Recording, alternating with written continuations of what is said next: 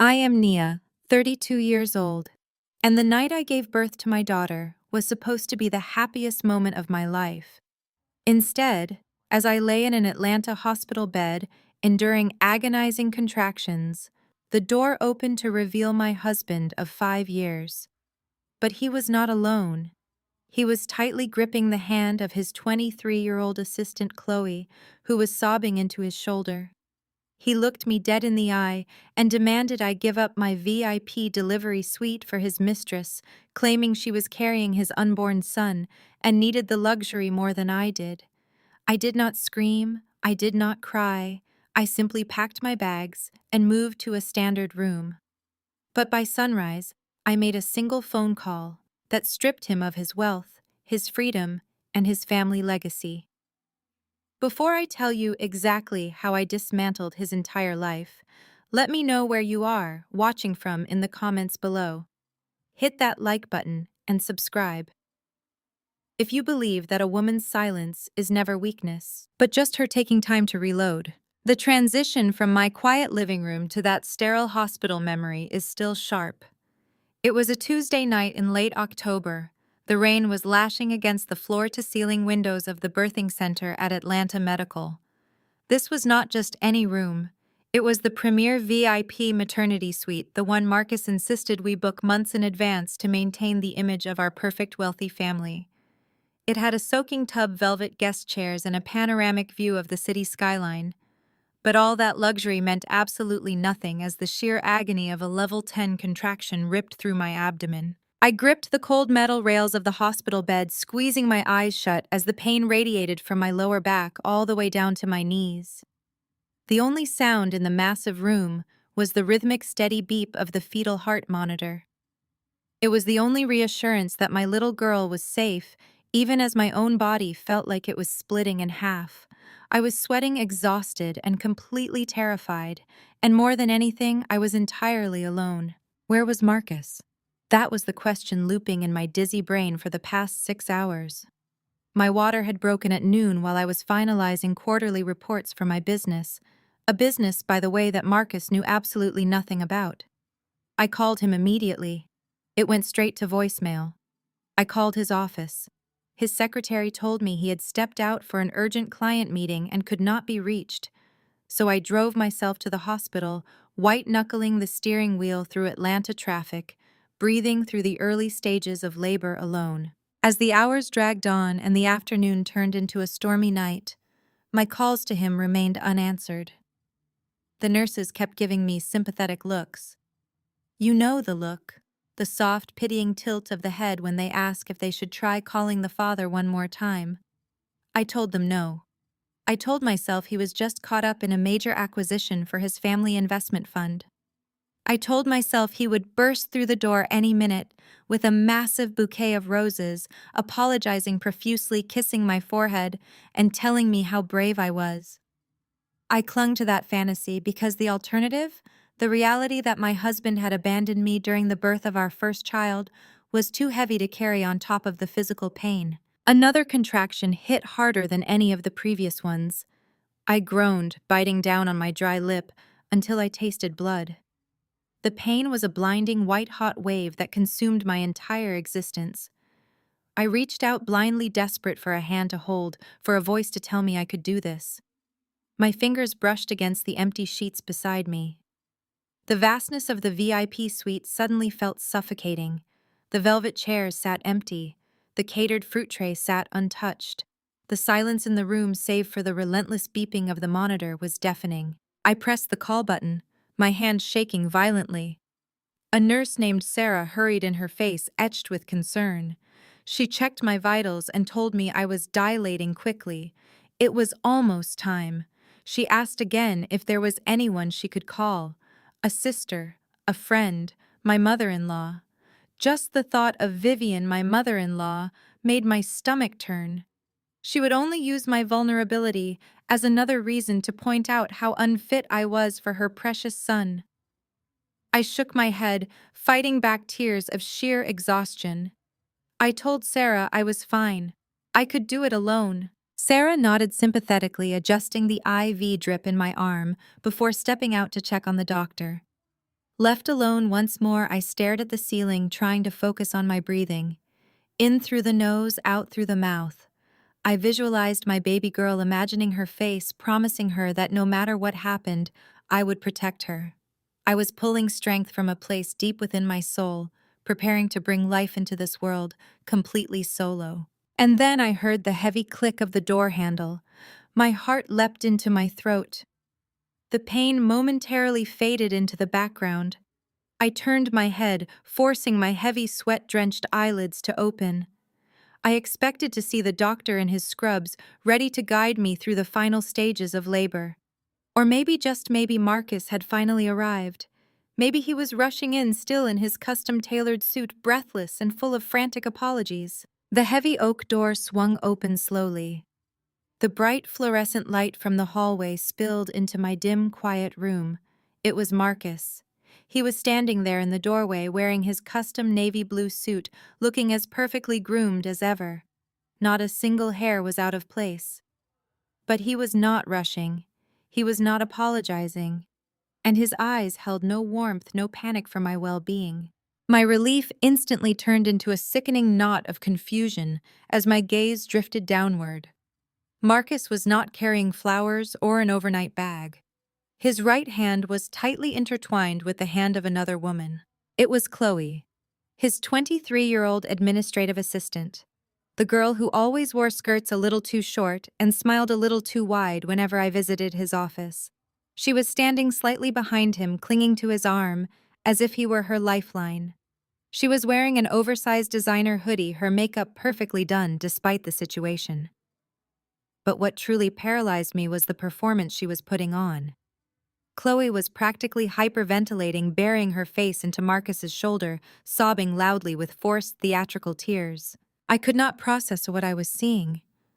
The room began to spin. Was this a hallucination brought on by the sheer trauma of the pain? I blinked hard, trying to clear my vision, but the image remained. Marcus and Chloe, my husband and his assistant, in my delivery room. The beeping of the fetal heart monitor seemed to accelerate, matching the sudden, erratic hammering of my own heart against my ribs. Marcus took a step forward, pulling a whimpering Chloe along with him. He did not ask how I was doing. He did not ask about the baby. He did not even look at the monitors displaying his daughter's heartbeat. His jaw was set tight, and his gaze was entirely devoid of any affection. It was the look he gave people during hostile corporate takeovers, a look of total detachment. Chloe let out a loud, dramatic wail, burying her face deeper into his expensive suit jacket. She was acting as though she were the one enduring the excruciating pain of childbirth, not me. Her fake sobs echoed off the pristine walls of the VIP suite, a grotesque contrast to the quiet dignity I had maintained for the past 6 hours. I wanted to scream. I wanted to throw the pitcher of ice water sitting on the tray table directly at their heads. But my body was paralyzed by another massive contraction, forcing me to bite down on a scream, as the ultimate betrayal unfolded right before my eyes. When the contraction finally passed, leaving me gasping for air against the damp pillows, Marcus did not rush to my side. He did not ask the nurse for a cool washcloth. He did not even ask if the baby was okay. Instead, he cleared his throat, adjusted his perfectly knotted silk tie, and turned his attention entirely to Nurse Sarah, who was standing frozen in the corner of the room. "Excuse me, Nurse," Marcus said, his voice dripping with that familiar polished authority he usually reserved for his boardroom meetings. "We are going to need you to transfer my wife to a standard delivery room immediately. Pack up her belongings. Chloe needs to lie down. She is under an immense amount of stress and her blood pressure is spiking." Sarah blinked, her eyes darting between me, Marcus, and the sobbing girl clinging to his arm. "Sir, I do not understand. Your wife is fully dilated. She is in active labor. This is her reserved suite. And I am the one paying for it," Marcus snapped, stepping fully into the harsh hospital light. "Look at Chloe. She's extremely fragile right now. Her doctor said any emotional distress could put the baby at risk. She is carrying my son, the firstborn son of the family, the heir to my father's investment fund. She requires a calm, premium environment." He said it so casually. My son. The words hung in the cold air like toxic smoke.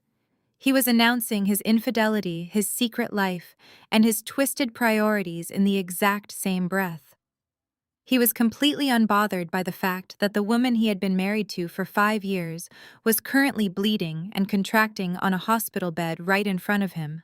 Chloe peeked out from behind his shoulder, dabbing at her perfectly dry eyes with a tissue. "I am so sorry, Nia," she whined, her voice pitched artificially high to sound innocent. "I really did not want to do this tonight, but my anxiety is just so bad, and Marcus is right. A boy is so important to his family's legacy. You know how Vivian is about the family name? I just need to lie in the soaking tub and calm down. I hope you understand." The audacity was blinding. I stared at them, the intense physical pain of labor, momentarily eclipsed by the sheer, unadulterated disrespect being hurled in my face. Marcus finally looked at me. His expression was completely void of guilt or shame. If anything, he looked annoyed that I was taking up space. "Do not make a scene, Nia," he warned, his tone patronizing and icy. "You are having a girl. It is fine, but you know as well as I do that a daughter does not carry the same weight in my family. My mother has been very clear about the succession line for the firm. Chloe is carrying the boy. She needs the VIP amenities to manage her high-risk state. You grew up sharing a single bathroom with 3 siblings in a cramped apartment.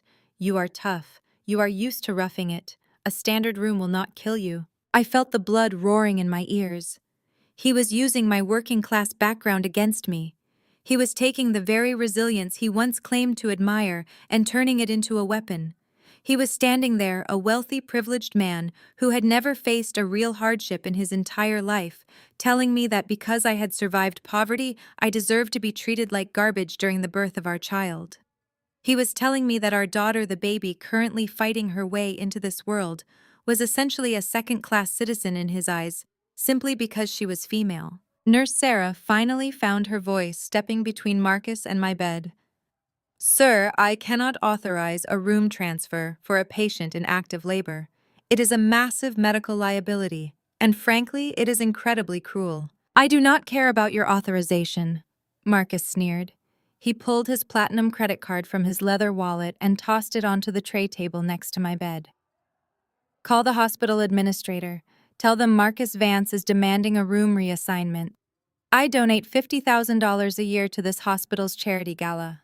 I expect premium service for the mother of my son. Move her now." Chloe let out another exaggerated whimper, leaning heavily against Marcus and rubbing her completely flat stomach under the oversized hoodie. "My stomach hurts, baby," she cooed. "Please just make them give me the bed. The lighting in the hallway is giving me a severe migraine." I watched them, the cheating husband and his entitled mistress.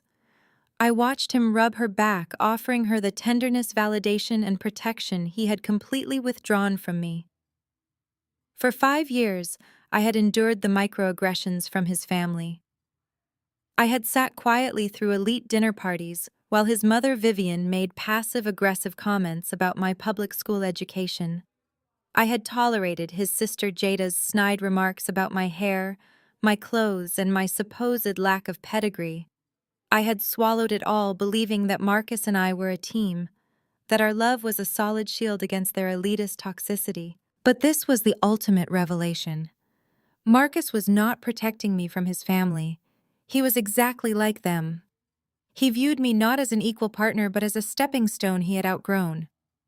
And now that he had found a younger, more compliant woman who was supposedly giving him the male heir his fragile ego desperately required, I was completely disposable. The rage building inside me was volcanic. It was a dark, consuming fire that demanded I rip the IV from my arm, lunge across the room, and tear the custom suit right off his back. I wanted to scream until my throat bled. I wanted to shatter the crystal water pitcher against the wall. I wanted to make them feel a fraction of the agony that was currently tearing my body apart from the inside out. I could practically feel the heavy anticipation in the room. Nurse Sarah was bracing for the explosion. They were waiting for the hysterical, screaming wife. They were waiting for me to break down and beg for my dignity. But as another massive contraction began to build at the base of my spine, wrapping around my stomach like an iron band, a profound and terrifying clarity washed over me. If I screamed, I would be the crazy, hormonal, jealous wife. If I fought him right now, I would be putting my daughter's safe delivery at risk by elevating my heart rate.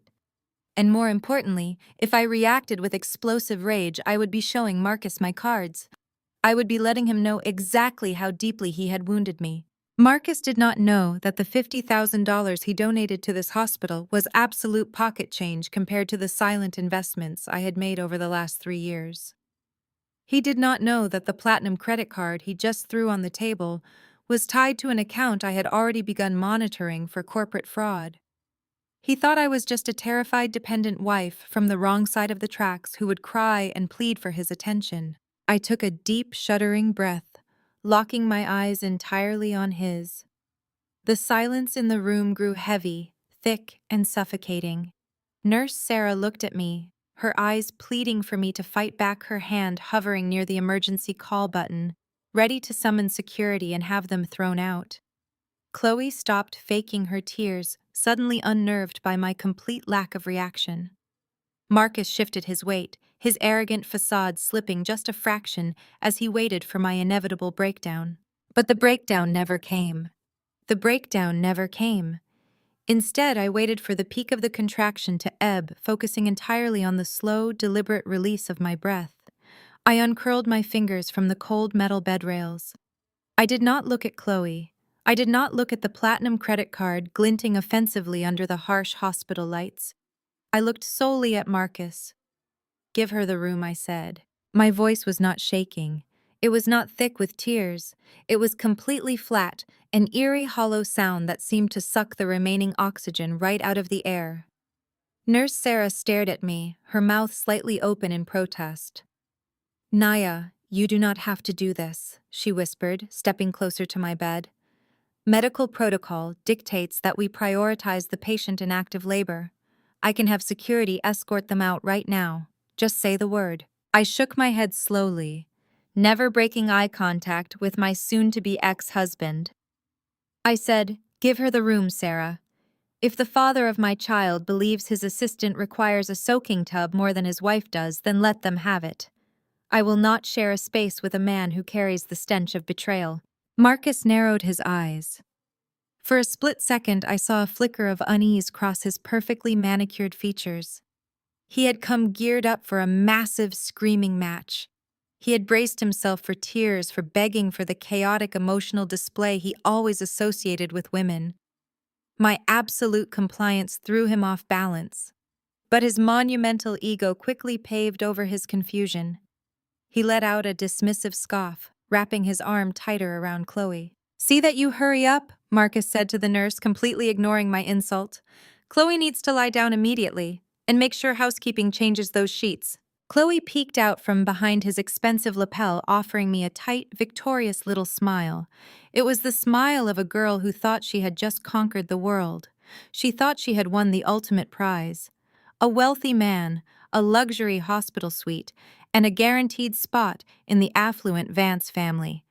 She had no idea she had just boldly claimed a front row seat on the Titanic, and I was the one holding the iceberg. "Thank you, Nia," Chloe whispered, her fake crying miraculously vanishing.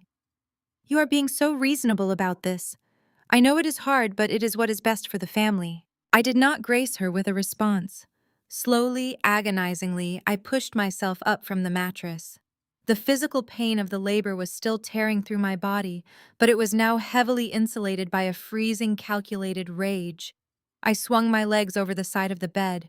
Nurse Sarah immediately rushed forward, wrapping a supportive arm around my waist, glaring daggers at Marcus as she helped me stand. My hospital gown clung to my sweating skin.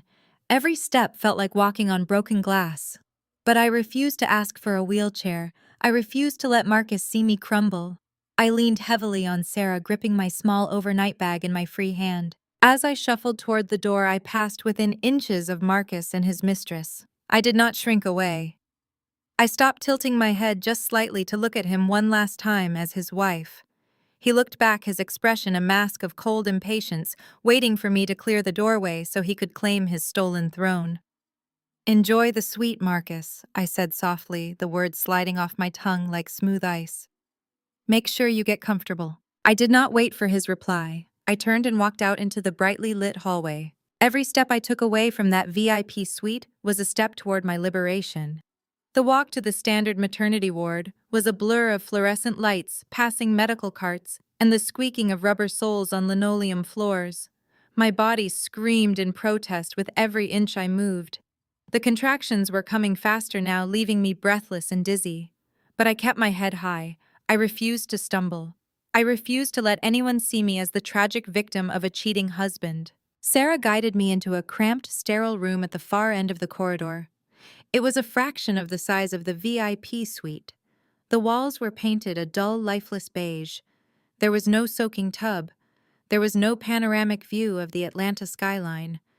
There was only a narrow, mechanical bed, a single plastic guest chair that looked like it belonged in a cheap motel, and a standard heart monitor.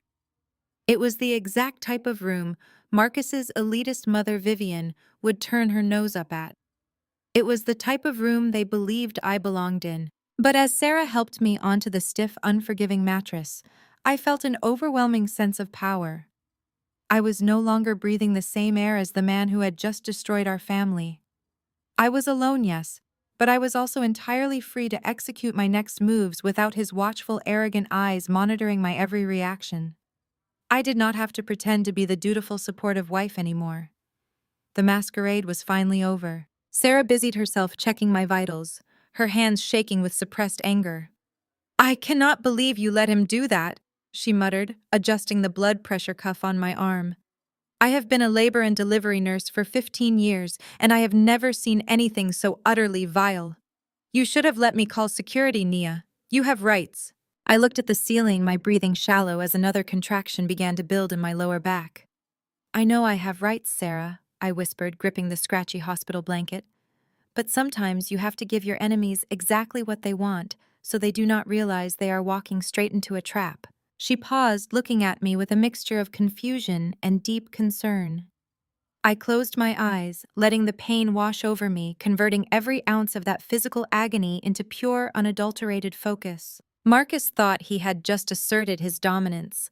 He thought he had put me in my place, reminding me that I was nothing without his name and his money.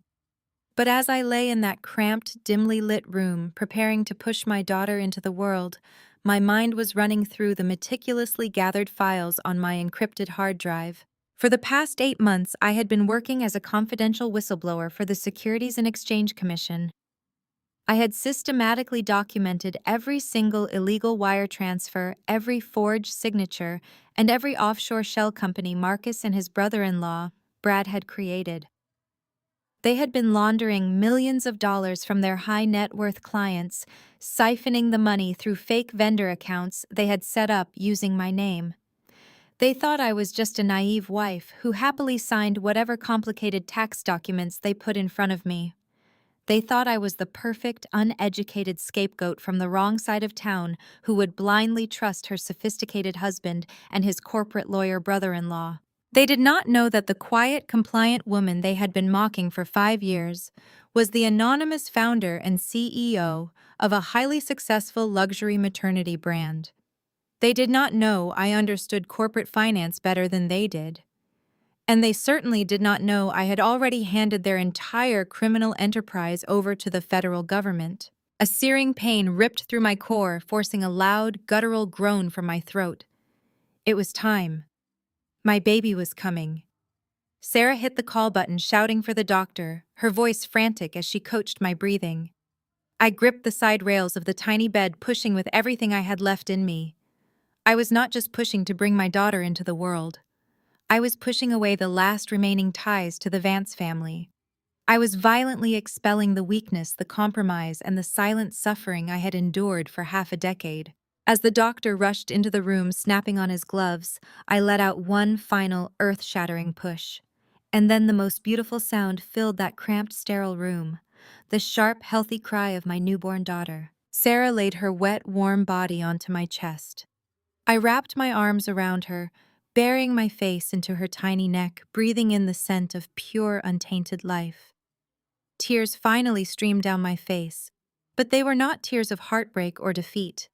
They were tears of absolute triumph. "You are safe, my sweet girl," I whispered into her ear, fiercely kissing her forehead. Mommy has you. And by tomorrow morning, nobody will ever be able to look down on us again. While Marcus and Chloe were sleeping soundly in the luxurious bed they had stolen from me, unaware of the storm gathering on their horizon, I held my daughter in the dark. I was exhausted, bleeding, and bruised, but my eyes were wide open, staring at the blank hospital wall with the deadly focus of an apex predator, waiting for the sun to rise. The trap was set. All I had to do now was wait for the vultures to land. The morning sun broke through the small high window of my cramped recovery room, casting a harsh yellow light across the linoleum floor. I had not slept a single wink. My body ached with a dull, throbbing intensity, but the adrenaline pumping through my veins kept me wide awake. My beautiful baby girl was swaddled in a scratchy hospital blanket, sleeping peacefully against my chest. Her tiny chest rose and fell in a perfect, soothing rhythm. I traced the delicate curve of her cheek, making a silent promise that she would never know the kind of toxic manipulation I had endured. Around 9 o'clock, the distinct sound of heavy footsteps and loud, self-important voices echoed down the corridor. You can always hear the Vance family before you see them. They moved through the world with an arrogance that demanded everyone else step aside. I recognized my mother-in-law, Vivian's sharp, commanding voice instantly. She was complaining about the hospital parking, her heels clicking aggressively against the floor. Then came my sister-in-law, Jada, her voice a pitch too high, agreeing with whatever Vivian said. And underneath it all was the deep, condescending chuckle of Brad, my white brother-in-law, who always acted like he owned whatever room he walked into. My door was cracked open just a few inches. Through the narrow gap, I watched the parade of designer coats and extravagant floral arrangements march past. Vivian was holding a massive bouquet of blue hydrangeas and a silver gift bag from a high-end boutique.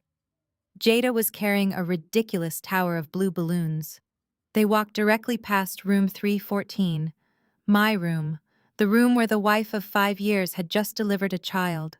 They did not even break their stride. They did not pause to peek inside. They did not ask a single nurse where Nia was. I was entirely invisible to them. A few moments later, I heard the heavy oak door of the VIP suite swing open down the hall. The resulting chorus of cheers and exaggerated cooing made my stomach turn. "Oh my goodness, look at our precious boy," Vivian practically shrieked. Her voice, usually so measured and critical, was dripping with absolute adoration. I heard Marcus laugh, a proud, booming sound that he had never once directed toward me. He was playing the part of the triumphant patriarch. And then there was Chloe, laying it on thick with a weak, breathy voice, thanking them for coming, telling them how hard the night had been for her and her little prince. I lay there in the silence of my sterile room, forced to listen to the grotesque celebration of my own betrayal. The acoustics of the maternity ward carried every word down the hall with agonizing clarity. I heard Brad slap Marcus on the back. "Well done, Marcus," Brad said, his voice loud enough to wake the dead. "A boy. Finally. We were getting worried you were going to leave the Vance legacy to a girl. We need a strong heir for the investment fund, not some emotional liability." Vivian immediately chimed in, her tone dismissive and cold. "Well, thank goodness Chloe understands the importance of succession, unlike some people who think a last name is just a meal ticket." The entire room erupted into polite, calculated laughter. They were laughing at me, while I lay bleeding 50 feet away, holding a child that shared their bloodline. They were treating my existence like a failed experiment they had finally managed to clean up. I remembered the first time Vivian invited me to her country club. She had introduced me to her friends as her son's little charity project. She constantly reminded me that growing up on the south side of Atlanta meant I lacked the pedigree to truly understand wealth management. She pushed Marcus to keep our finances separate, convinced I was a gold digger waiting to drain his trust fund. What she did not know was that my e-commerce company was quietly generating triple the revenue of their outdated investment firm. I had hidden my success perfectly, letting them believe their narrative of superiority because it kept them blind to my actual power. And then there was Brad. Brad, the Ivy League lawyer who loved to talk down to me at every family gathering. He loved using legal jargon to make me feel small. He was the architect of the family's offshore accounts, the man who thought he was untouchable. Listening to his loud, arrogant laughter echoing down the hallway, I felt a deep sense of anticipation. Brad thought he had outsmarted the system by putting the shell companies under my name. He thought a black woman with a public school education would never understand the complex tax documents he slipped into my yearly paperwork. He was about to learn a very hard lesson about underestimating the people you exploit. The sheer cruelty of it was breathtaking. Any normal woman would have been crushed. Any normal woman would have buried her face in a pillow and sobbed until she could not breathe. And for a fleeting second, a sharp pang of grief did hit me.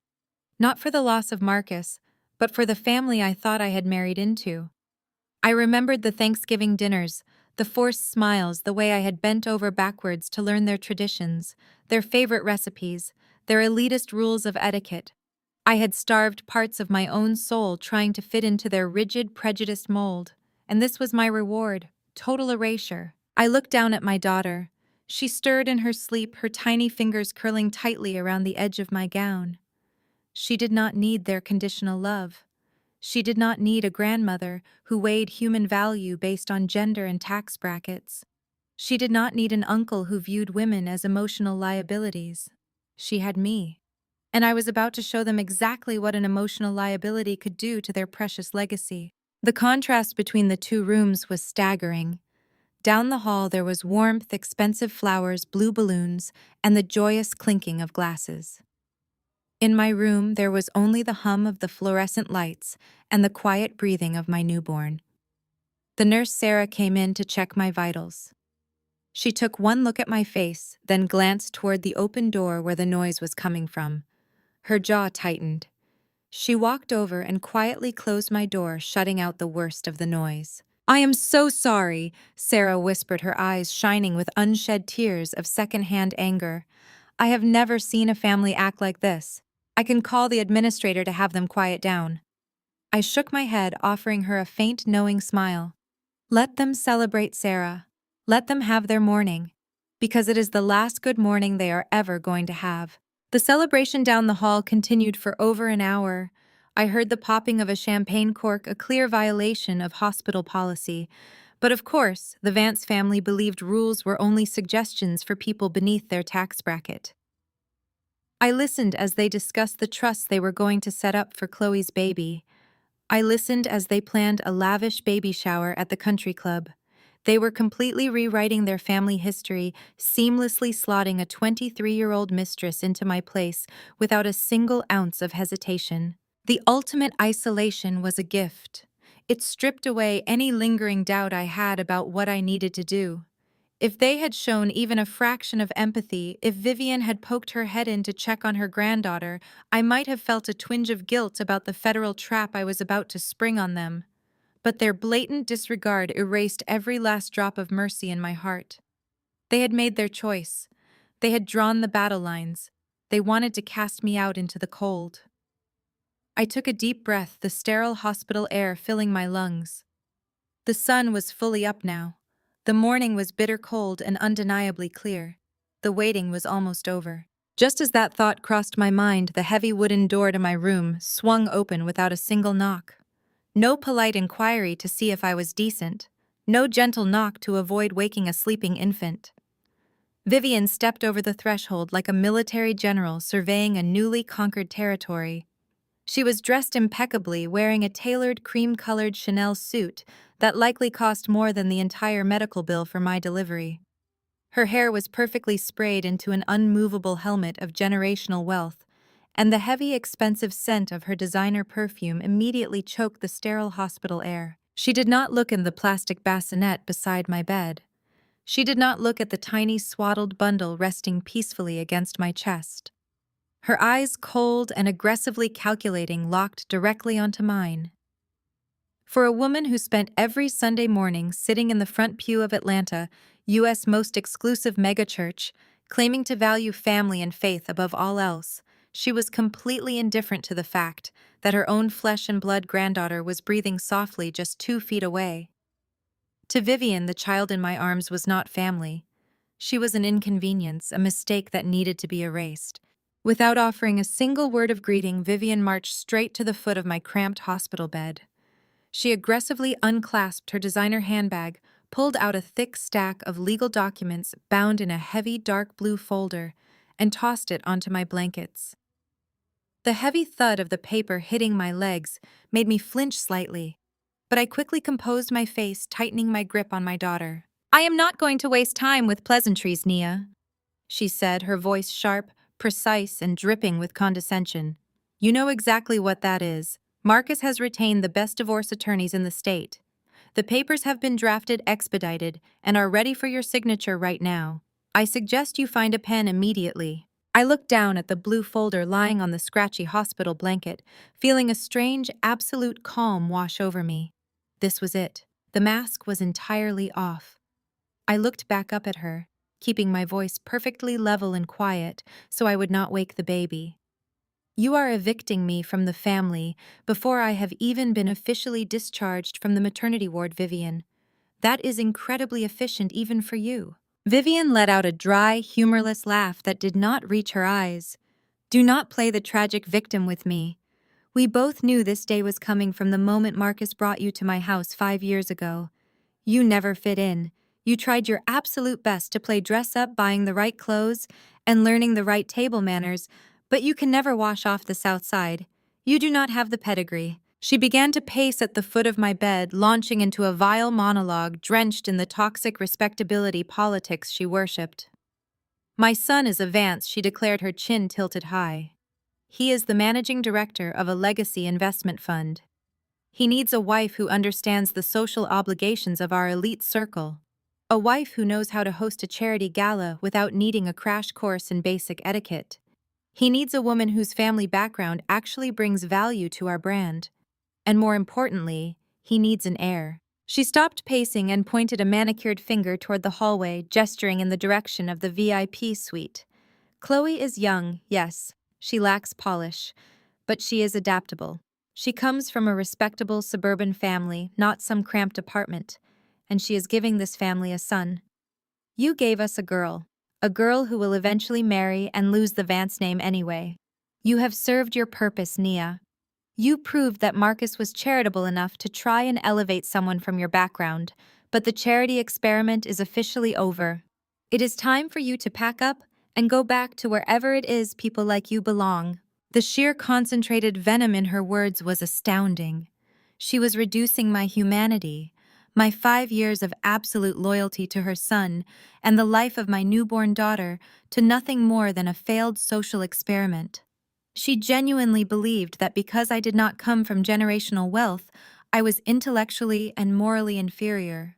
She thought her money and her country club memberships gave her the supreme right to dictate my worth. What if I refused to sign it? I asked, my voice barely above a whisper, keeping my expression entirely blank. What if I decide to take Marcus to court and fight for half of everything he built during our marriage? Vivian took a sudden step closer, her eyes flashing with absolute malice. She leaned over the foot of the bed, invading my personal space, her voice dropping to a menacing, theatrical hiss. "You will not fight him because you have absolutely nothing to fight with. My son-in-law Brad has already secured the family assets. Your joint accounts were frozen at midnight last night. Your credit cards will be declined by lunchtime today. You do not have the capital to hire a paralegal, let alone a corporate law firm capable of going up against our people." She reached out and forcefully tapped her perfectly polished nail against the thick stack of divorce papers on my lap. "I am offering you a small, generous severance package in those pages because I do not want the public relations nightmare of my son's ex-wife ending up in a homeless shelter. Take the deal. Sign it before you do not even have a dime left to buy formula for this little girl." There it was, the ultimate unforgivable threat. She was using my child's basic survival as leverage to force me into submission. She thought she had me completely backed into a corner, completely financially dependent on their reluctant charity. It was the classic brutal tactic of the wealthy elite trying to crush anyone they deemed a peasant, starve them out until they get on their knees and submit. I looked down at the divorce papers again. If I were the helpless, uneducated woman Vivian desperately needed me to be, I would be sobbing uncontrollably right now. I would be begging her for mercy, pleading for a few $1,000s just to keep the lights on in a tiny apartment somewhere. But I was not that woman. The severance package she was threatening me with was likely less than what my e-commerce company generated in a single Tuesday afternoon. I reached out and rested my hand flat on top of the blue folder. I did not open it. I just traced the edge of the thick paper, looking up at her with a chilling serenity. You are very confident in Braddock's legal maneuvering, Vivian. You really trust him to handle all of the family U.S. money and secure those accounts. Vivian stood up straight, proudly brushing an invisible piece of lint off her Chanel jacket. Brad is brilliant. He went to Harvard Law. He understands exactly how to protect wealth from people who try to leech off of it. He has ensured that every single dollar Marcus earned is completely untouchable by you. So stop stalling. I want that signature before I go back down the hall to celebrate the birth of my actual grandchild. I nodded slowly, letting the silence stretch just long enough to make her slightly uncomfortable. I picked up the folder and placed it gently on the tray table next to my bed. I will look it over, I said quietly. Vivian sneered, clearly annoyed that I had not immediately burst into tears and begged for a pen. Do not take too long. My patience is wearing incredibly thin and my son has a real family to tend to.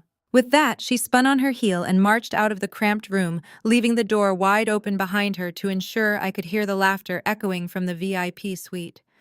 She walked away feeling like an absolute conqueror.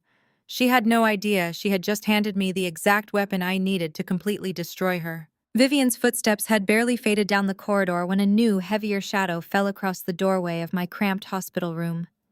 I did not even need to look up to know who it was. The deliberate, heavy thud of expensive Italian leather loafers belonged to only one person in the Vance family. Brad, Jada's husband. The brilliant Ivy League-educated corporate attorney who loved nothing more than reminding everyone else in the room exactly how smart he was. He did not knock. He simply stepped into the room, pushing the door halfway shut behind him to muffle the sounds of the celebration still echoing from the VIP suite.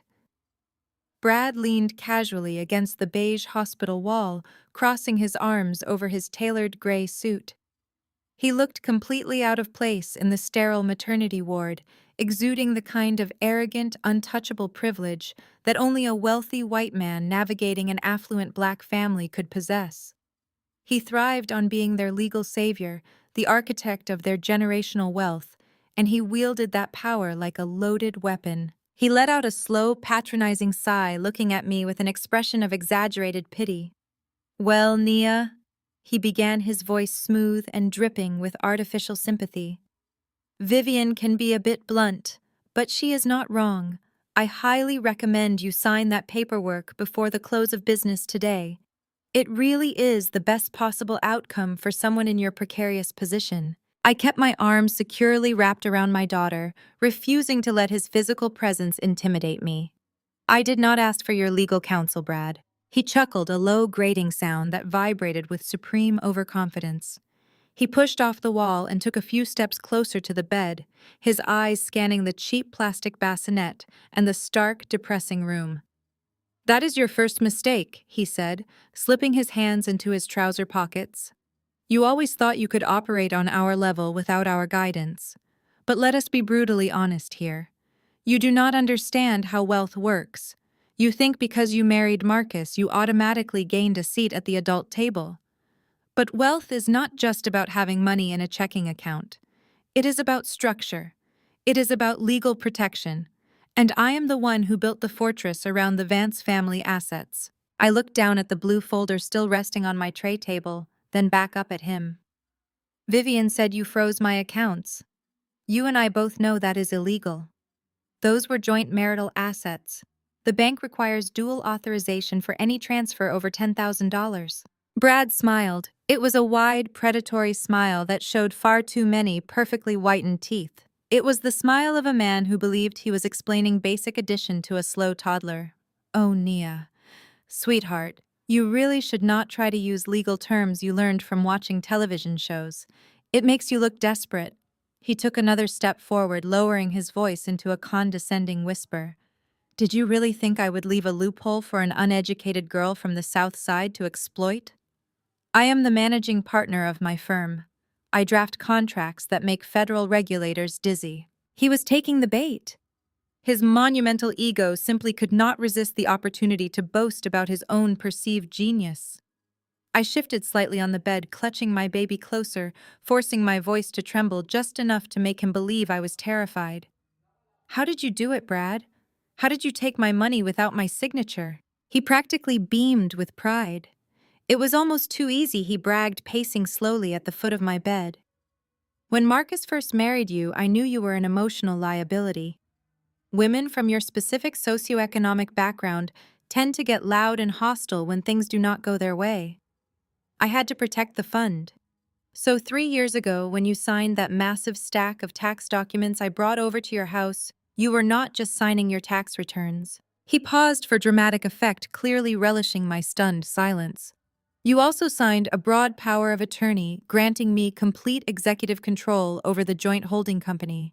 I did not even have to forge your signature, Nia. You handed me the keys to the kingdom because you were too intimidated by the legal jargon to read page 42.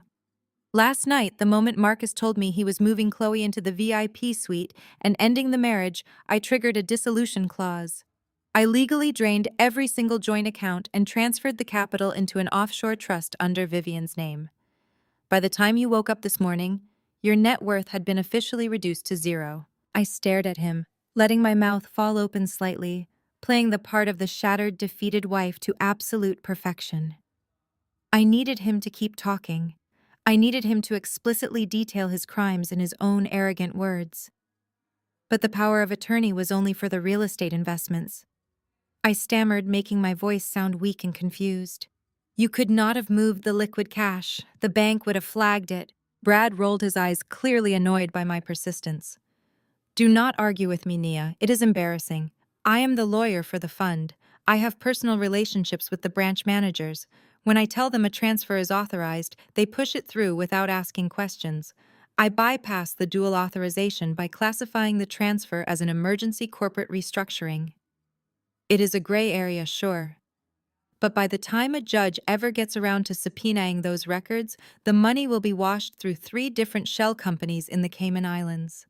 You will be bankrupt long before you ever see the inside of a courtroom." He leaned heavily over the footboard of my bed, invading my space, his blue eyes locking onto mine with absolute malice.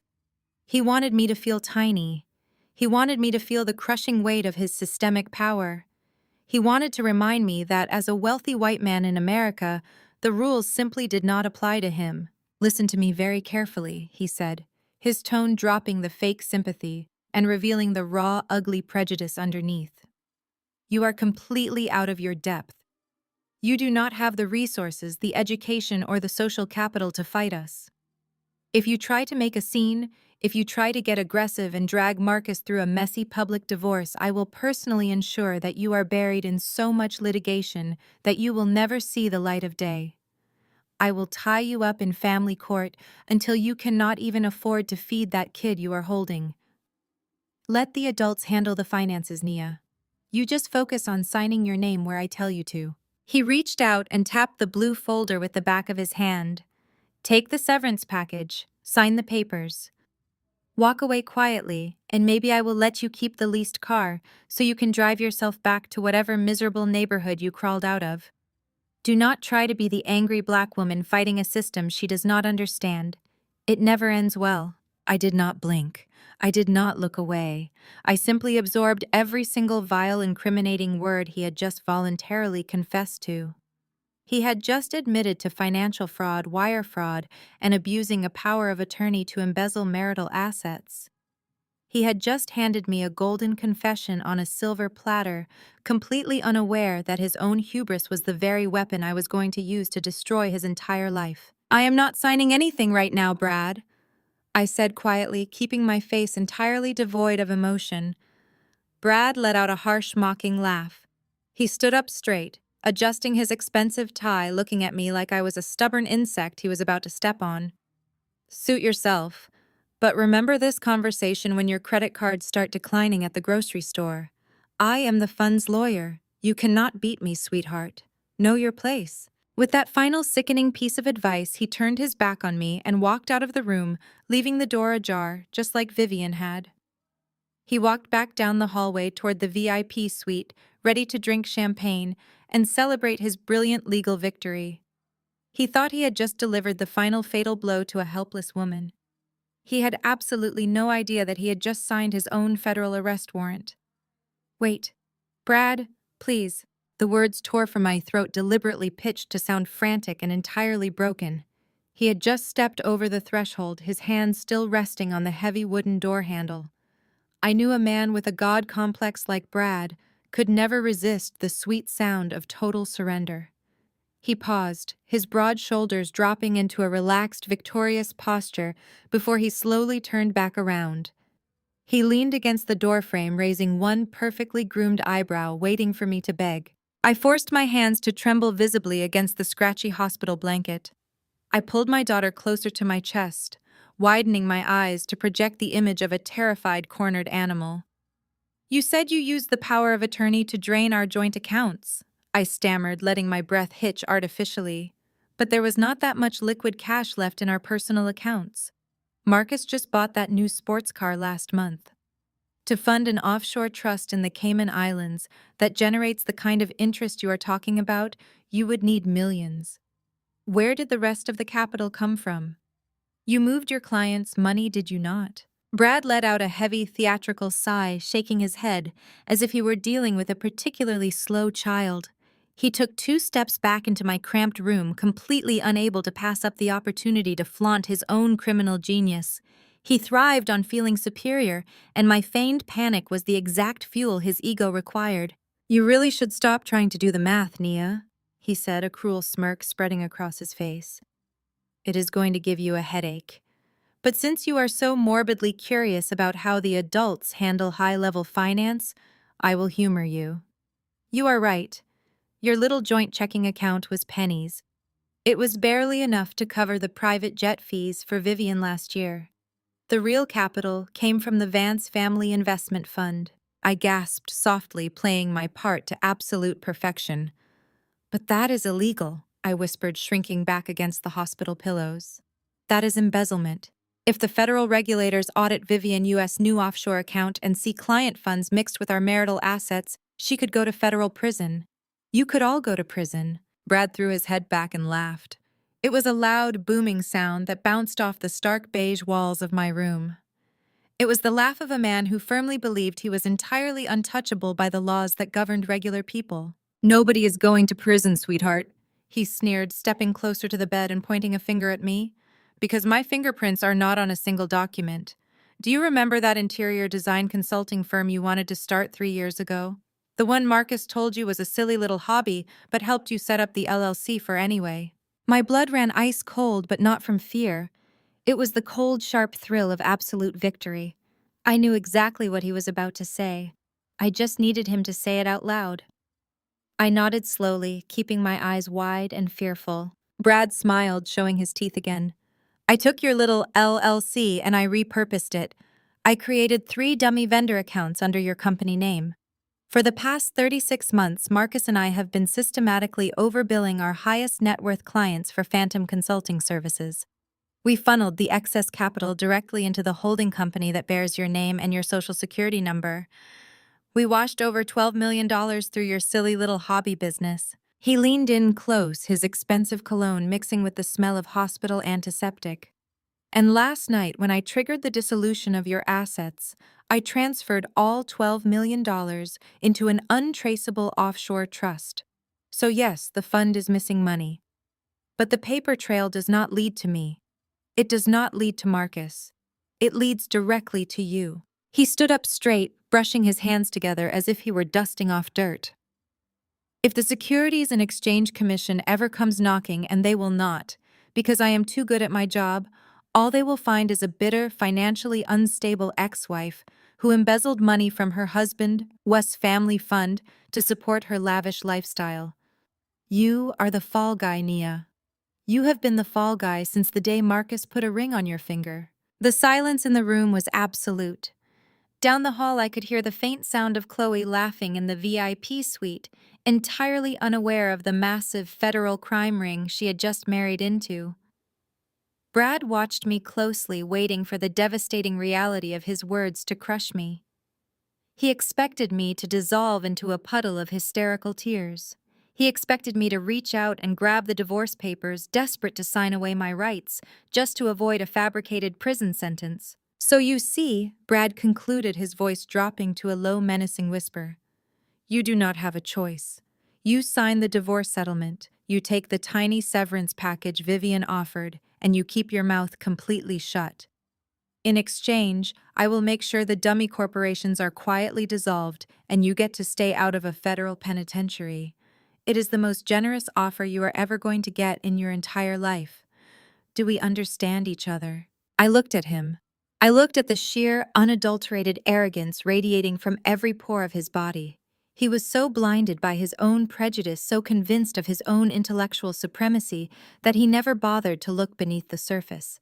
He never bothered to check if the woman he was framing was actually the naive victim he believed her to be. I understand you perfectly, Brad, I said, my voice completely steady. Good, he replied, giving his suit jacket one final tug. I will expect those papers signed and handed to the front desk by noon. Do not make me come back here, Nia. I will not be nearly as polite the second time around. He turned on his heel and strode out of the room. I watched his shadow disappear down the hallway. I listened to the heavy, confident thud of his shoes until they faded completely into the ambient noise of the maternity ward. I waited another full 60 seconds just to be absolutely certain he was gone. The moment the hallway fell quiet, the trembling in my hands stopped instantly. The terrified, broken expression vanished from my face, replaced by a mask of cold, calculated precision. I gently shifted my sleeping daughter to one side, reaching with my free hand into the bottom compartment of my overnight bag. I pulled out a heavy, encrypted satellite phone that Marcus did not even know existed. I unlocked the screen and pressed a single speed dial button. The line rang twice before a deep, professional voice answered on the other end. Agent Davis, the voice said. It is Nia, I replied, my voice echoing quietly in the sterile room. Are you safe? He asked, his tone shifting into immediate operational readiness. Did you get the delivery done without complications? I have my daughter and we are fine, I said, keeping my eyes fixed on the open doorway.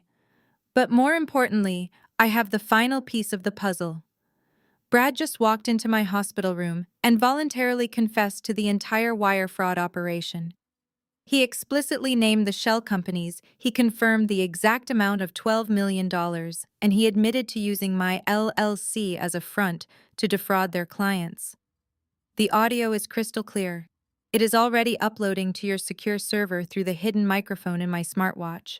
There was a brief pause on the other end of the line, followed by the sound of fingers flying across a computer keyboard. I am seeing the audio file come through now, Agent Davis said, a hint of deep satisfaction in his voice. This is the smoking gun, Nia. We have everything we need to bypass a grand jury and move straight to immediate asset seizure and arrest warrants. I looked over at the blue folder sitting on my tray table, the divorce papers that were supposed to be my financial death sentence. I reached over, picked up the entire stack of documents, and dropped them directly into the plastic trash can beside my bed. They are in the VIP maternity suite at the end of the hall, I told him, my voice colder than ice. They are drinking champagne and celebrating their new heir. Understood, Agent Davis replied. What is your call? I took a deep breath, feeling the pain of the last 5 years finally begin to lift off my shoulders. Pull the net, I said. I disconnected the call and dropped the heavy satellite phone back into the bottom of my bag. It was time. I stood up from the stiff hospital bed. My body still ached from the exhausting delivery, but the pure adrenaline surging through my veins completely masked the physical pain. I reached into my overnight bag and pulled out the emerald green silk robe I had packed months ago. I slipped it over my shoulders, letting the luxurious fabric cascade all the way down to my ankles. I was not going to walk into that room looking like a broken, discarded victim. I carefully picked up my sleeping daughter, wrapping her securely in a soft cream-colored cashmere blanket. I took one last look at the dreary beige walls of room 314. I was never going to be pushed into a corner again. I stepped out into the brightly lit hallway. The maternity ward was bustling with nurses and doctors starting their morning rounds, but my focus was entirely fixed on the heavy double doors at the far end of the corridor, the VIP suite. As I walked, the sound of their celebration grew louder and more obnoxious. I could hear the distinct pop of another champagne bottle. I could hear Vivian loudly praising Chloe for securing the family bloodline, her voice dripping with artificial sweetness. I could hear Brad bragging about his latest golf game, completely unfazed by the multi-million-dollar federal crime he had just confessed to orchestrating. They were having the time of their lives, completely oblivious to the massive storm currently hurtling toward them at breakneck speed.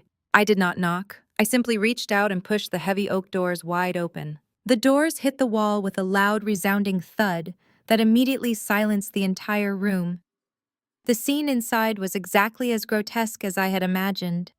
Chloe was propped up against a mountain of plush pillows, wearing a sheer designer nightgown, holding a crystal flute of non-alcoholic cider.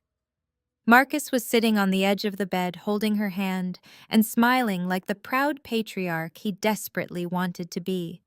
Vivian and Jada were busy arranging massive bouquets of expensive blue hydrangeas on the windowsill. Brad was leaning casually against the mahogany wet bar, pouring himself another glass of vintage champagne. For a fraction of a second, nobody moved. The music playing softly from a Bluetooth speaker seemed to fade into nothing. They just stared at me, completely paralyzed by the sheer audacity of my presence. I stood in the doorway, the vibrant emerald silk of my robe contrasting sharply with the sterile hospital environment, holding my daughter close to my chest. I did not look broken. I did not look terrified. I looked exactly like the woman who owned the ground they were standing on. Marcus was the first to break the silence. He dropped Chloe U's hand and stood up, his face instantly twisting into a mask of pure, unadulterated rage.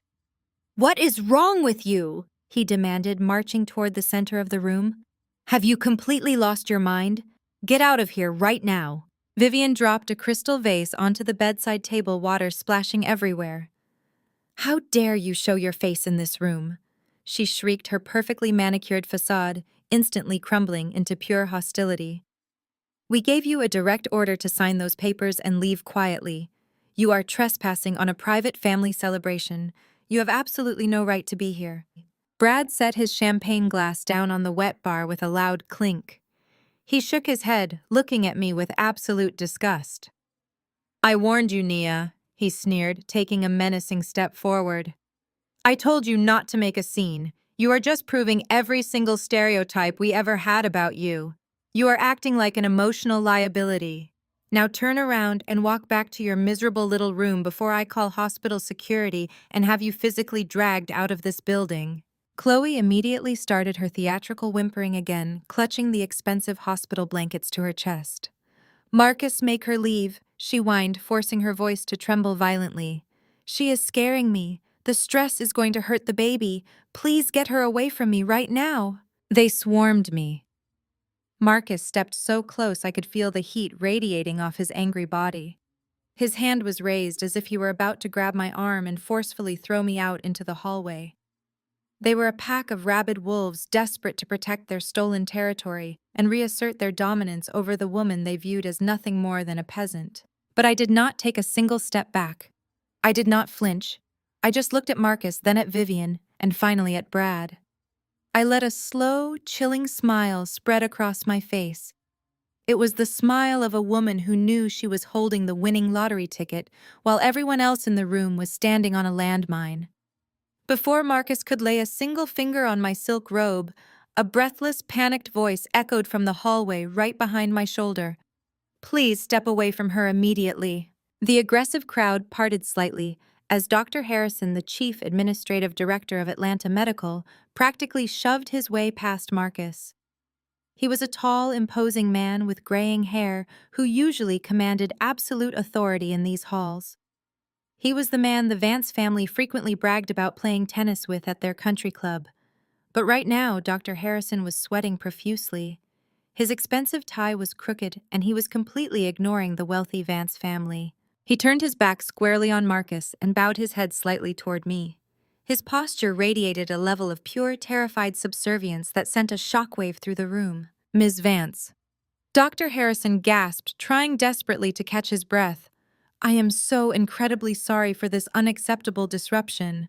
I was just notified by the hospital board of directors about the room reassignment from last night. It was a catastrophic failure of our internal protocol.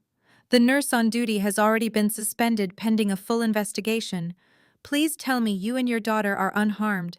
Is there anything I can get you immediately? Marcus stared at the hospital director, his mouth hanging open in absolute shock. The arrogant fire in his eyes was suddenly replaced by sheer confusion. What the hell are you talking about? Harrison Marcus snapped, trying to regain control of the narrative. She is the one disrupting us. She is trespassing. I pay $50,000 a year to this hospital U.S. charity fund. I am the one who demanded that room change. Have security remove her right now. Dr. Harrison finally turned around to face Marcus, but his expression held absolutely no warmth or familiarity. He looked at Marcus as if he were a completely insignificant nuisance. I am afraid you are severely mistaken, Marcus, the director said, his voice dropping to a stern, authoritative tone.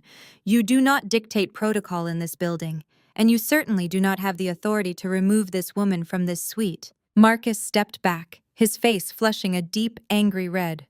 Excuse me, he sputtered, pointing a furious finger at the hospital director's chest.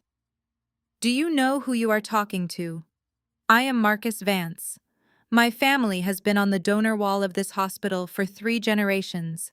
I demand you call security right now and have this crazy woman escorted off the premises before I pull every single cent of our funding. Dr. Harrison did not flinch. He did not cower the way people usually did when a Vance raised their voice. He simply straightened his tie, crossed his arms, and looked at Marcus with a mixture of absolute pity and profound disgust. Your $50,000 annual pledge is certainly appreciated, Marcus. However, it barely covers the cost of the floral arrangements in our main lobby, and it certainly does not give you the right to disrespect the primary benefactor of this entire institution. Vivian stepped forward, her expensive heels crunching slightly on the floor. Benefactor? What on earth are you talking about, Harrison? She is a nobody. She is my son, a soon-to-be ex-wife. She does not even have a bank account right now. Dr. Harrison gestured respectfully toward me, treating me with a level of reverence the Vance family could only dream of receiving. It appears your family is completely out of touch with reality, Vivian. Ms. Vance did not just pay for this suite out of pocket. At 6 o'clock this morning, her private holding company finalized a multi-million-dollar endowment to our maternity ward. By unanimous vote of the board of directors, this entire floor has just been officially renamed the Nia Angel Wing. She is not just a patient, she is the largest anonymous shareholder of Atlanta Medical. The silence that followed was absolute and deafening. It was not just quiet. It was the sound of an entire generational hierarchy instantly collapsing in on itself. Vivian's jaw went completely slack. The color drained from her perfectly made-up face. The vintage champagne flute slipped directly through her manicured fingers. It hit the polished marble floor with a sharp, explosive crash, sending shards of crystal and expensive liquor splashing across her designer shoes. She did not even jump. She just stared at me, her mind short-circuiting as she tried to process the impossible information. Brad was the first to try and claw his way out of the shock. He shook his head violently, his face turning pale as his legal mind desperately searched for a rational explanation. That is impossible, he stammered, his voice cracking. I know her finances. I manage her finances. She does not have millions of dollars to endow a hospital wing. I froze her assets last night. This is a scam. She is lying to you, Harrison. She is playing some kind of psychotic game. I shifted my sleeping daughter gently in my arms and took a slow, deliberate step toward Brad. You froze the joint accounts, Brad. You froze the accounts I let you see. The accounts I purposefully kept small enough to make you feel like the brilliant financial mastermind you so desperately needed to be. Did you honestly think I spent the last 5 years sitting at home waiting for my allowance? I looked around the room, making direct eye contact with each of my stunned abusers. When Marcus told me my little e-commerce business was a cute hobby and refused to invest a dime into my ideas, I built it anyway. While all of you were attending country club luncheons and gossiping about my public school education, I was securing international manufacturing contracts. My luxury maternity brand went global 2 years ago. I did not need your family money, Vivian.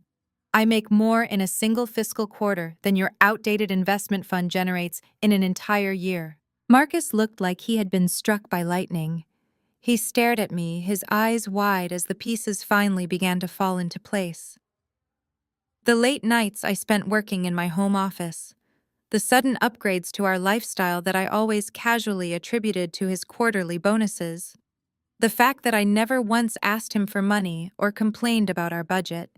He had been sleeping next to a self-made millionaire for years and was too blinded by his own arrogance and prejudice to even notice. "But you are wearing a cheap hospital gown," Chloe blurted out, her voice trembling as she clutched the premium sheets.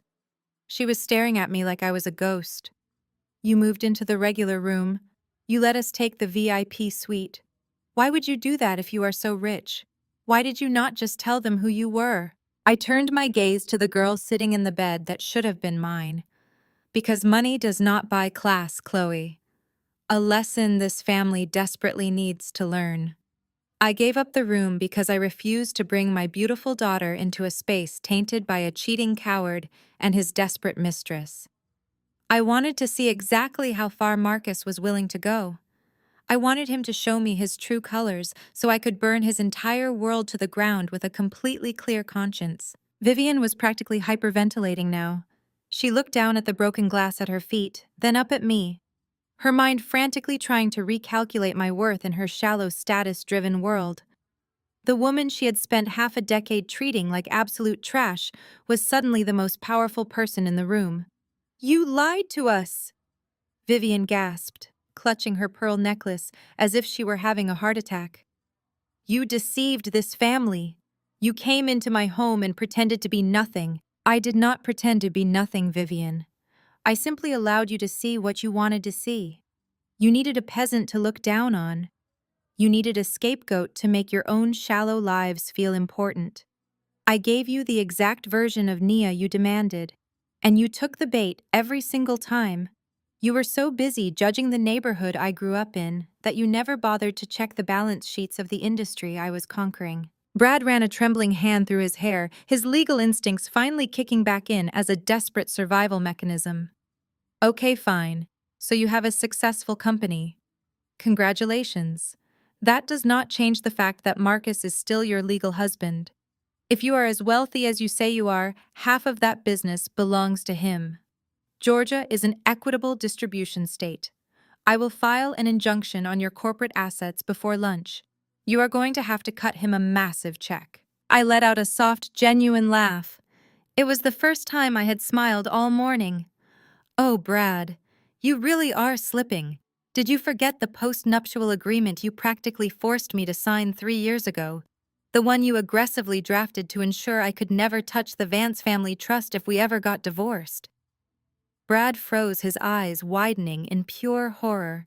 "You were so eager to protect Marcus that you included an ironclad clause stating all future businesses created by either party would remain sole and separate property," I reminded him, my voice dripping with sweet satisfaction. "You legally walled Marcus off from my entire empire with your own 2 hands. You dug the moat to keep me out, and you accidentally locked yourselves on the sinking ship." Brad's face drained of all remaining color. He literally stumbled backward, his back hitting the mahogany wet bar. He had outsmarted himself. The brilliant legal trap he had built to destroy the poor girl from the South Side was now the impenetrable shield protecting my entire fortune. Marcus was breathing heavily, looking back and forth between me and Brad, realizing that his grand exit strategy was turning into an absolute financial nightmare. But his ego was too massive to accept total defeat. He still thought he had one trump card left. He still thought he had his new loyal family. He reached over and grabbed Chloe's hand, pulling her closer to his side. "It does not matter." Marcus spat, his voice shaking with desperate, pathetic defiance. "Keep your money, Naya. I do not care. I have Chloe. I have a woman who actually respects me, And she is giving me the son I have always wanted. She is giving me the true heir to the Vance legacy. That is worth more than anything you could ever buy. I looked at the two of them, their hands tightly intertwined in a tragic display of solidarity. The hospital director stepped back quietly, knowing exactly what was about to happen.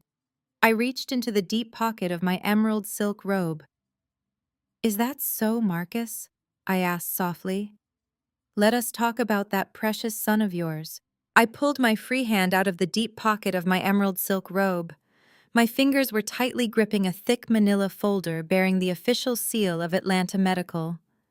I tossed it onto the polished mahogany coffee table in the center of the VIP suite.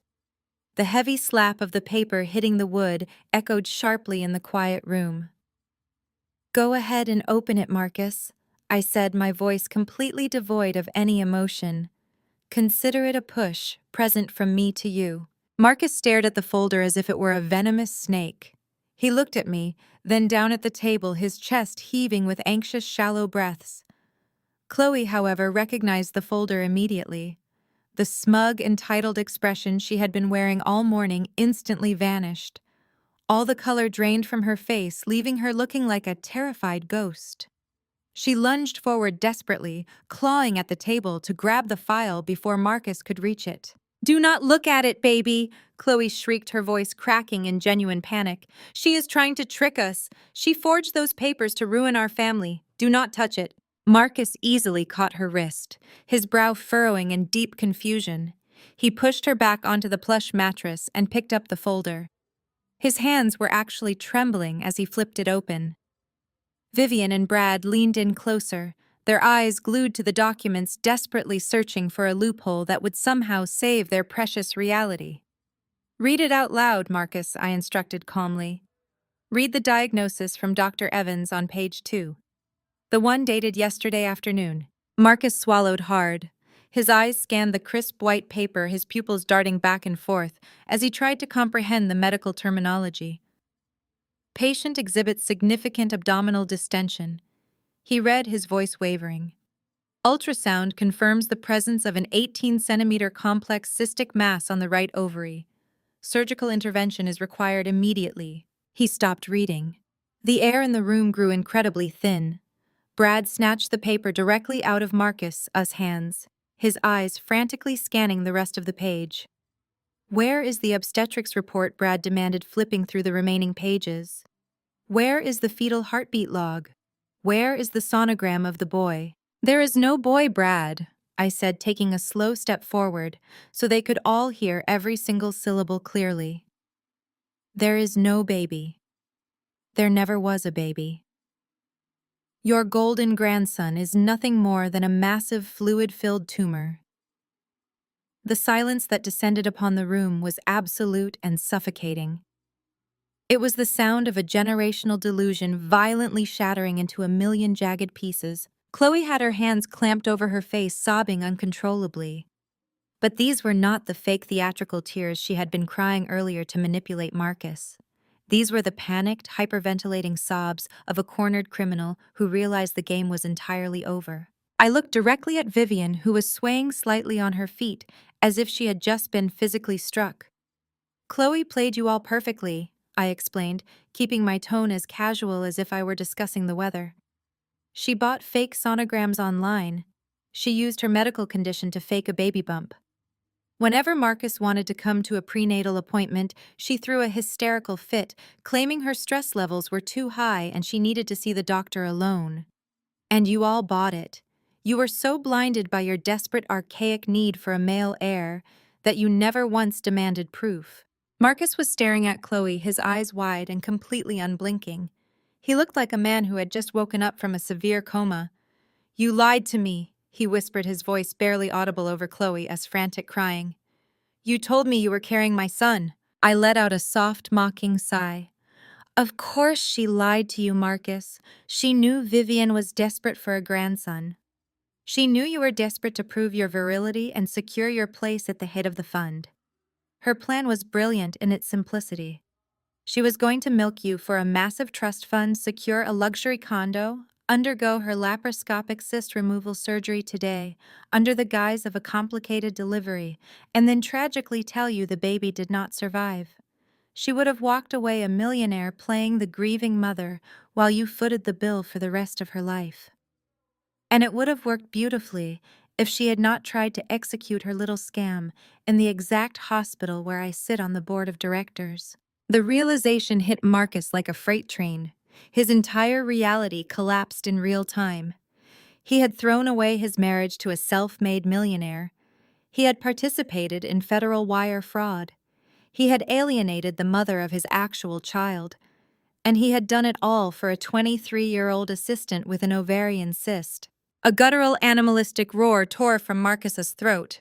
It was a sound of pure, unadulterated humiliation. He spun around and struck Chloe across the face with the back of his hand. The slap echoed through the VIP suite like a gunshot. Chloe screamed, tumbling backward against the pillows, her hand flying up to cover the angry red welt instantly blossoming across her cheek. "You crazy lying gold digger!" Marcus screamed, completely losing his polished, gentlemanly facade. He lunged toward the bed, his hands curled into tight fists. He looked like he wanted to wrap his fingers around her throat. "I gave up everything for you. I bought you a house. I moved you into my family." Hospital Director Harrison immediately stepped forward, grabbing Marcus by the shoulder and shoving him back forcefully. "Keep your hands to yourself," Marcus, the director, warned, his voice booming with authority. "If you strike her again in my hospital, I will have the police drag you out of here in chains right now." But the violence was contagious. Vivian suddenly snapped out of her catatonic state. Her eyes widened in absolute horror as she looked at Chloe. She let out a piercing, hysterical shriek and threw herself toward the bed. "My vintage Cartier bracelet!" Vivian screamed, her perfectly manicured hands clawing at the air. "I gave you my grandmother-us diamond bracelet as a family heirloom for the baby. You absolute trash. You filthy lying peasant. You conned my family. You made me brag about you to the entire country club. I will destroy you. I will have you thrown in jail for the rest of your miserable life." Jada had to rush forward, grabbing her mother around the waist and pulling her back before Vivian could physically assault Chloe. Vivian was thrashing wildly, completely stripped of the elegant respectability politics she worshipped so deeply. She was acting exactly like the chaotic, unhinged women she always claimed to despise. Her precious social standing was completely ruined. Everyone in their elite social circle would soon know that the mighty Vance family had been swindled by a young administrative assistant with a fake pregnancy. And then there was Brad. Brad was not screaming. He was not throwing punches. He had backed away from the chaos, sliding slowly down the mahogany wet bar until he was sitting flat on the floor. His hands were gripping his hair, his eyes staring blankly at the shards of broken champagne glass scattered across the marble tiles. The magnitude of the situation had finally crushed his arrogant legal mind.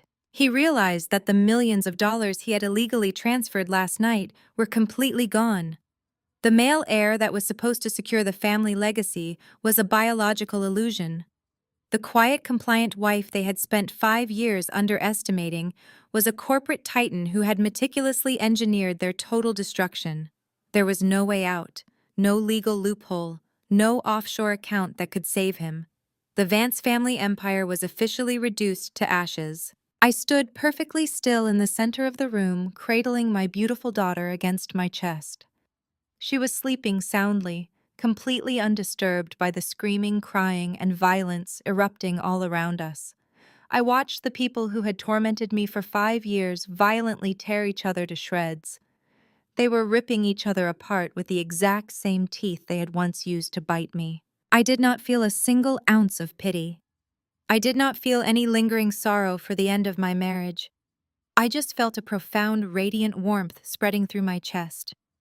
I had not just leveled the playing field, I had detonated the entire stadium. Chloe was sobbing hysterically, begging Marcus for forgiveness, claiming she only did it because she loved him so much. Marcus was pacing the room like a caged animal, shouting profanities and kicking the expensive furniture. Vivian was weeping into Jada's shoulder, mourning the loss of her social status more than she mourned the loss of her son, marriage. I took a deep breath, the scent of the expensive blue hydrangeas suddenly smelling remarkably sweet. The vultures were officially feeding on their own kind. But the show was not quite over yet. I turned my head slightly, listening closely to the quiet hum of the hospital corridor. I was waiting for a very specific sound. And right on cue, the heavy synchronized footsteps of federal agents began echoing down the hallway, marching directly toward the VIP suite. But before the heavy oak doors could swing open to reveal the authorities, Brad pushed himself up from the floor. He refused to accept that he had been outplayed. His arrogant legal mind simply could not process the concept of total defeat. He brushed the invisible dust off his expensive gray suit trousers, deliberately stepping over the shards of broken champagne glass. He adjusted his silk tie, took a deep breath, and desperately attempted to rebuild the impenetrable fortress of his white male privilege. He pointed a shaking finger directly at Hospital Director Harrison. "You are completely finished, Harrison." Brad snarled, his voice rising in pitch as he tried to project an authority he no longer possessed. "You just stood there and allowed a patient, us highly confidential medical records to be weaponized and broadcasted in front of multiple unauthorized individuals. That is a textbook violation of the Health Insurance Portability and Accountability Act. I am going to file a massive federal lawsuit against this hospital before the sun goes down. I will personally see to it that your medical license is permanently revoked, and I will bankrupt this entire facility with punitive damages." Dr. Harrison did not even blink. He looked at Brad with a calm, practiced indifference. "You are welcome to try." Brad, the director, replied smoothly. "However, considering the patient in question actively used our facility to execute a premeditated scheme to extort a major donor, and considering the medical file was legally subpoenaed by the hospital U.S. Internal Fraud Department just 10 minutes ago, I think you will find your lawsuit completely baseless. Now I highly suggest you lower your voice." Brad scoffed loudly, turning his furious gaze away from the director and locking it entirely onto me. He marched toward the center of the room, intentionally placing himself between me and the rest of the devastated Vance family. He was trying to act like their savior again. He needed to prove that he was still the smartest person in the room. "You think you won, Nia?" He spat, his blue eyes burning with toxic defiance. "You think because you exposed this pathetic little gold digger you have somehow defeated us? You are delusional. So what if Chloe lied about the baby? So what if Marcus made a terrible personal decision? That is just embarrassing family gossip. It means absolutely nothing in the real world." He turned around and gestured wildly to Marcus and Vivian, who were still paralyzed by the chaotic fallout of Chloe's fake pregnancy. "Stop crying," Brad barked at them, trying to snap them out of their misery. "We are fine. Do you hear me? We are completely fine. We still have the capital." Vivian looked up at him, her mascara running down her face in thick black streaks. "What capital?" she whimpered, her voice entirely broken. "We are a laughingstock, Brad. Our social standing in Atlanta is completely ruined." "Social standing does not pay the bills," Vivian, Brad shouted, completely losing his composed corporate demeanor. "Cash pays the bills. And we have plenty of it." He spun back around to face me, a grotesque, victorious smirk stretching across his face. He actually thought he was about to deliver a killing blow. "You might have your little e-commerce company, Nia," he boasted loudly enough for the entire room to hear. "But I still successfully triggered the dissolution of your assets last night. I still moved $12 million of the fund U.S. capital into an untraceable offshore trust in the Cayman Islands. And because I used your LLC to wash the money, you are the only one on the hook for it. I do not care if you sit on the board of this hospital. I do not care if you have a few million tucked away. I have systematically drained the Vance family fund, secured the wealth under Vivian U.S. name, and legally framed you for the entire embezzlement operation. You are going to spend the next 10 years fighting federal prosecutors while we enjoy our dividends in peace." He crossed his arms, looking me up and down with absolute contempt. "You can walk around in your fancy silk robe all you want, but at the end of the day, I am the Fund Us lawyer. I control the money, and whoever controls the money controls the reality. You cannot beat me." I stood perfectly still, cradling my sleeping daughter. I did not interrupt him. I let him shout. I let him boast about his offshore accounts and his brilliant money laundering scheme right in front of the hospital director. I watched him dig his grave so incredibly deep that he would never be able to climb out. The dramatic irony was so thick it was almost suffocating. He was bragging about a financial victory that had already been entirely dismantled. Before I could offer him a single word of response, a sharp, piercing sound cut through the tense air of the VIP suite. It was Braddock's cell phone. The custom obnoxious ringtone echoed loudly from the inner pocket of his suit jacket. Brad paused, his arrogant smirk faltering for just a fraction of a second. He pulled the phone out, clearly annoyed by the interruption. He glanced at the caller ID, and his posture immediately stiffened. He looked at Marcus, waving his hand dismissively. "It is Charles," Brad muttered, referring to the senior managing partner of his elite corporate law firm. "He is probably calling to confirm the Cayman wire transfers cleared. Let me just put this to bed so we can get out of this miserable building." He swiped the screen and lifted the phone to his ear, putting on his best, most confident professional voice. "Charles, good morning. I am dealing with a minor family emergency at the hospital, but I assume you are calling to confirm the asset restructuring for the Vance account." I watched Braddock's face intently. I watched the exact moment his entire world stopped spinning. The voice on the other end of the line was loud enough that I could hear the frantic, panicked tone, even if I could not make out the exact words. Brad stood frozen in the center of the room. He did not say anything. He just listened. Slowly, agonizingly, every single drop of blood drained from Braddock's face.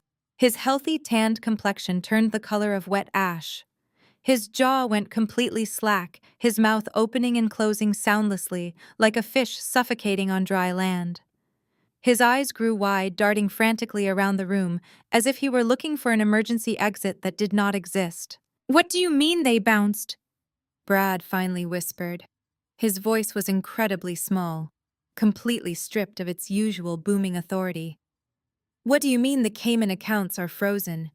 Charles, that is impossible. I initiated the transfers myself. I used the secure portal." Another burst of frantic shouting came from the phone. Braddock's knees actually buckled slightly. He reached out and grabbed the edge of the mahogany coffee table to keep himself from collapsing onto the floor. "No," Brad stammered, sweat instantly beading on his forehead. "No, no, no. They cannot be in the lobby. The Securities and Exchange Commission does not just raid a law firm without a subpoena, Charles. Who gave them the authorization? Who gave them the audio files?" Brad slowly lowered the phone from his ear. The call was not disconnected, but he was no longer listening. His hand was shaking so violently that the expensive smartphone slipped right through his fingers. It hit the marble floor with a loud crack, the screen shattering into a spiderweb of broken glass. He slowly turned his head and looked at me. The absolute terror in his eyes was magnificent. He looked like a man who had just stepped off a cliff and was suspended in midair, waiting for the devastating impact of the ground below. He finally realized that I had not just been sitting quietly for the last 5 years. He realized that the $12 million he thought he stole was currently sitting safely in a government holding account. He realized that the conversation we had in my hospital room just 30 minutes ago was the exact audio recording the SEC was currently using to tear his prestigious law firm apart. "You," Brad choked out, his vocal cords barely functioning. "You recorded me." I offered him a slow, chilling smile. "I told you, Brad. I am the one who controls the reality now."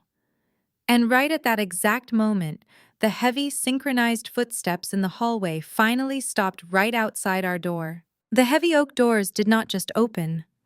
They were violently thrust apart with such tremendous force that the brass handles slammed against the drywall, leaving deep, permanent dents in the pristine hospital walls. A flood of dark tactical windbreakers bearing bright yellow federal lettering poured into the luxury maternity suite. They moved with a terrifying practiced efficiency, their heavy tactical boots squeaking sharply against the polished marble floor. There was no polite knock. There was no gentle inquiry. There was only the overwhelming, suffocating presence of absolute authority. "FBI, nobody move. Keep your hands exactly where I can see them." The command was delivered by a tall, broad-shouldered agent who stepped directly into the center of the room. His voice did not echo. It shattered the remaining air in the suite like a hammer striking glass. Behind him, 4 more agents fanned out instantly, securing the perimeter of the room and blocking the only exit. They were closely followed by 3 men wearing sharp, understated gray suits, their lapels adorned with the subtle pins of the Securities and Exchange Commission. The contrast was incredibly jarring. This was supposed to be a sanctuary of wealth and privilege, a room filled with crystal vases, vintage champagne, and plush velvet chairs. Now it was a secured federal crime scene. Hospital Director Harrison smoothly stepped backward, pressing himself flat against the wall near the window. He offered a quick, respectful nod to the lead agent, making it entirely clear that the hospital was fully cooperating with the federal raid. He had known this was coming. He had simply been waiting for my signal to clear the hallway. The reaction from the Vance family was instantaneous and pathetic. For a group of people who constantly bragged about their power and influence, they completely crumbled the second they faced real, undeniable consequences. Chloe let out a high-pitched, terrified scream. She scrambled backward on the mattress, grabbing the thick cashmere blankets and pulling them over her head, as if she could somehow hide from the federal government in a hospital bed. Vivian gasped, her hands flying up to cover her mouth. She stumbled backward until her back hit the windowsill, knocking over a massive vase of blue hydrangeas. The water spilled down the wall, soaking into the carpet, but she did not even notice. She was hyperventilating, her eyes darting frantically from the badges on the agents' jackets to the guns holstered securely at their hips. Jada froze completely, her arms wrapped tightly around her own stomach, her face drained of all color. They had spent their entire lives insulating themselves from the real world, believing their wealth made them completely immune to the law. Seeing federal agents standing in their private suite was a reality their privileged minds simply could not comprehend. Marcus Bradley Vance and Bradley Hayes, the lead agent, barked, his sharp eyes scanning the room until they locked onto his targets. "Identify yourselves immediately." Marcus was still standing near the foot of the bed. Even in the face of a federal raid, his monumental ego refused to let him submit. He honestly believed he could talk his way out of this. He thought this was just a misunderstanding that could be solved with a phone call to his country club buddies or a massive donation to a police charity fund. He puffed out his chest, stepping forward and aggressively pointing a finger at the lead agent. "What is the meaning of this?" Marcus demanded, his voice trembling but desperately trying to sound authoritative. "Do you have any idea who you are pointing your fingers at?" "I am Marcus Vance. This is a private medical suite. My partner just went through a traumatic medical procedure. You have absolutely no jurisdiction to barge in here like common thugs. I demand you leave this room immediately before I call the mayor." The lead agent did not even blink. He did not care about the mayor. He did not care about the Vance family legacy. He reached into his jacket pocket, pulled out a tightly folded piece of paper, and flicked his wrist, allowing the official federal warrant to unfold. "I have a federal arrest warrant signed by a United States district judge," the agent stated, his voice devoid of any emotion. "You are being detained on suspicion of federal wire fraud, money laundering, and conspiracy to commit financial embezzlement. Put your hands behind your back." Marcus froze. The words wire fraud and embezzlement hit him physically, knocking the remaining breath out of his lungs. He finally looked past the lead agent and saw the men in the gray suits, the SEC investigators. The reality of the situation crashed down on him. He slowly turned his head to look at Brad, expecting his brilliant Ivy League-educated lawyer to step in and save them. He expected Brad to start shouting legal jargon, demanding to see the warrant, threatening the agents with massive lawsuits. Brad Marcus pleaded, his voice cracking with sudden, overwhelming panic. "Brad, tell them they cannot do this. Call the firm. Do something." But Brad did not do anything. Brad was still standing near the mahogany wet bar, his shattered cell phone lying in pieces by his feet. He did not puff out his chest. He did not argue about jurisdiction. He knew exactly what the presence of the SEC meant. He knew that the audio recording I had captured just moments ago was already sitting on a federal server providing irrefutable proof of his crimes. He knew that the $12 million he had tried to wash through the Cayman Islands had been intercepted. He was a corporate lawyer, and he knew that when the federal government shows up with a signed warrant and SEC investigators in tow, the game is completely over. Brad slowly raised his hands in the air, his shoulders slumped forward in total humiliating defeat. "It is over," Marcus Brad whispered, his voice incredibly hollow. "Just shut up and put your hands up. Do not make it worse." Marcus stared at his brother-in-law in absolute horror. The impenetrable shield of their legal strategy had just vanished into thin air.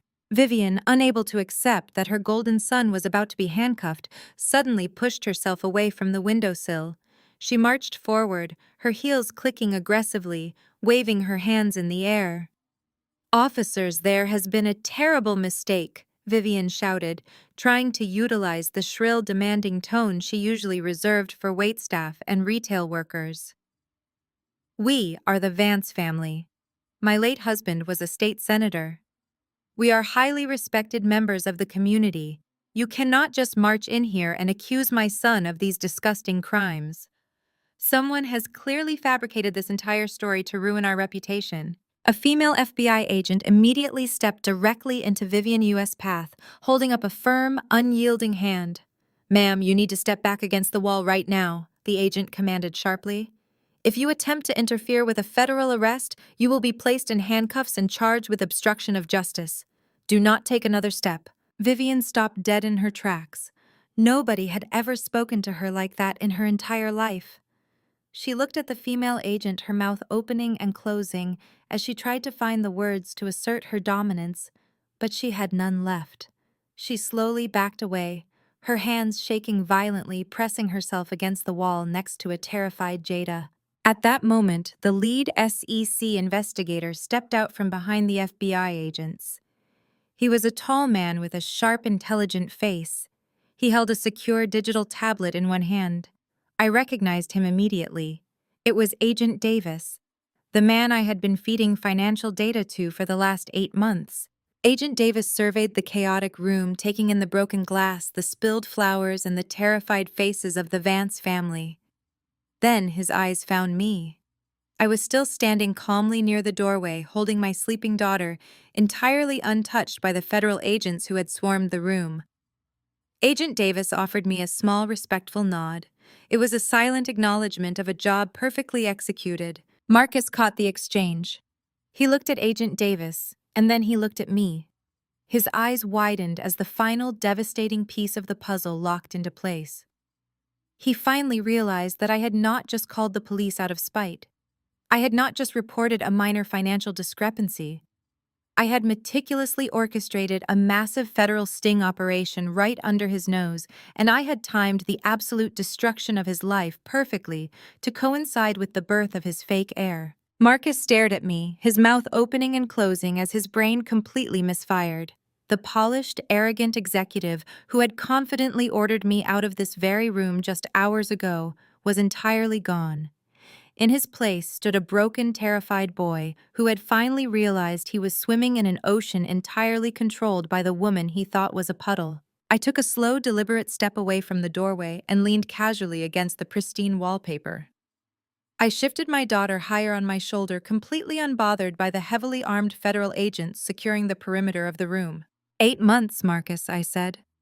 I let the silence hang for a fraction of a second to ensure the weight of those words crushed him properly. 8 months ago, I noticed a severe discrepancy in the quarterly tax filings Brad submitted for my limited liability company. Brad let out a sharp, involuntary gasp from his spot on the floor near the wet bar. He looked up at me, his eyes wide with a horrific realization. "You see, Brad assumed I never actually read the documents he put in front of me." I continued, my voice carrying clearly across the quiet room.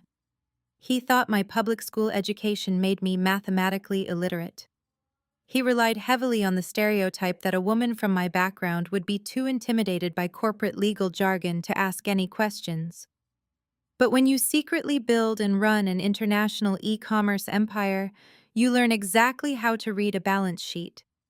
I saw the phantom vendor payments.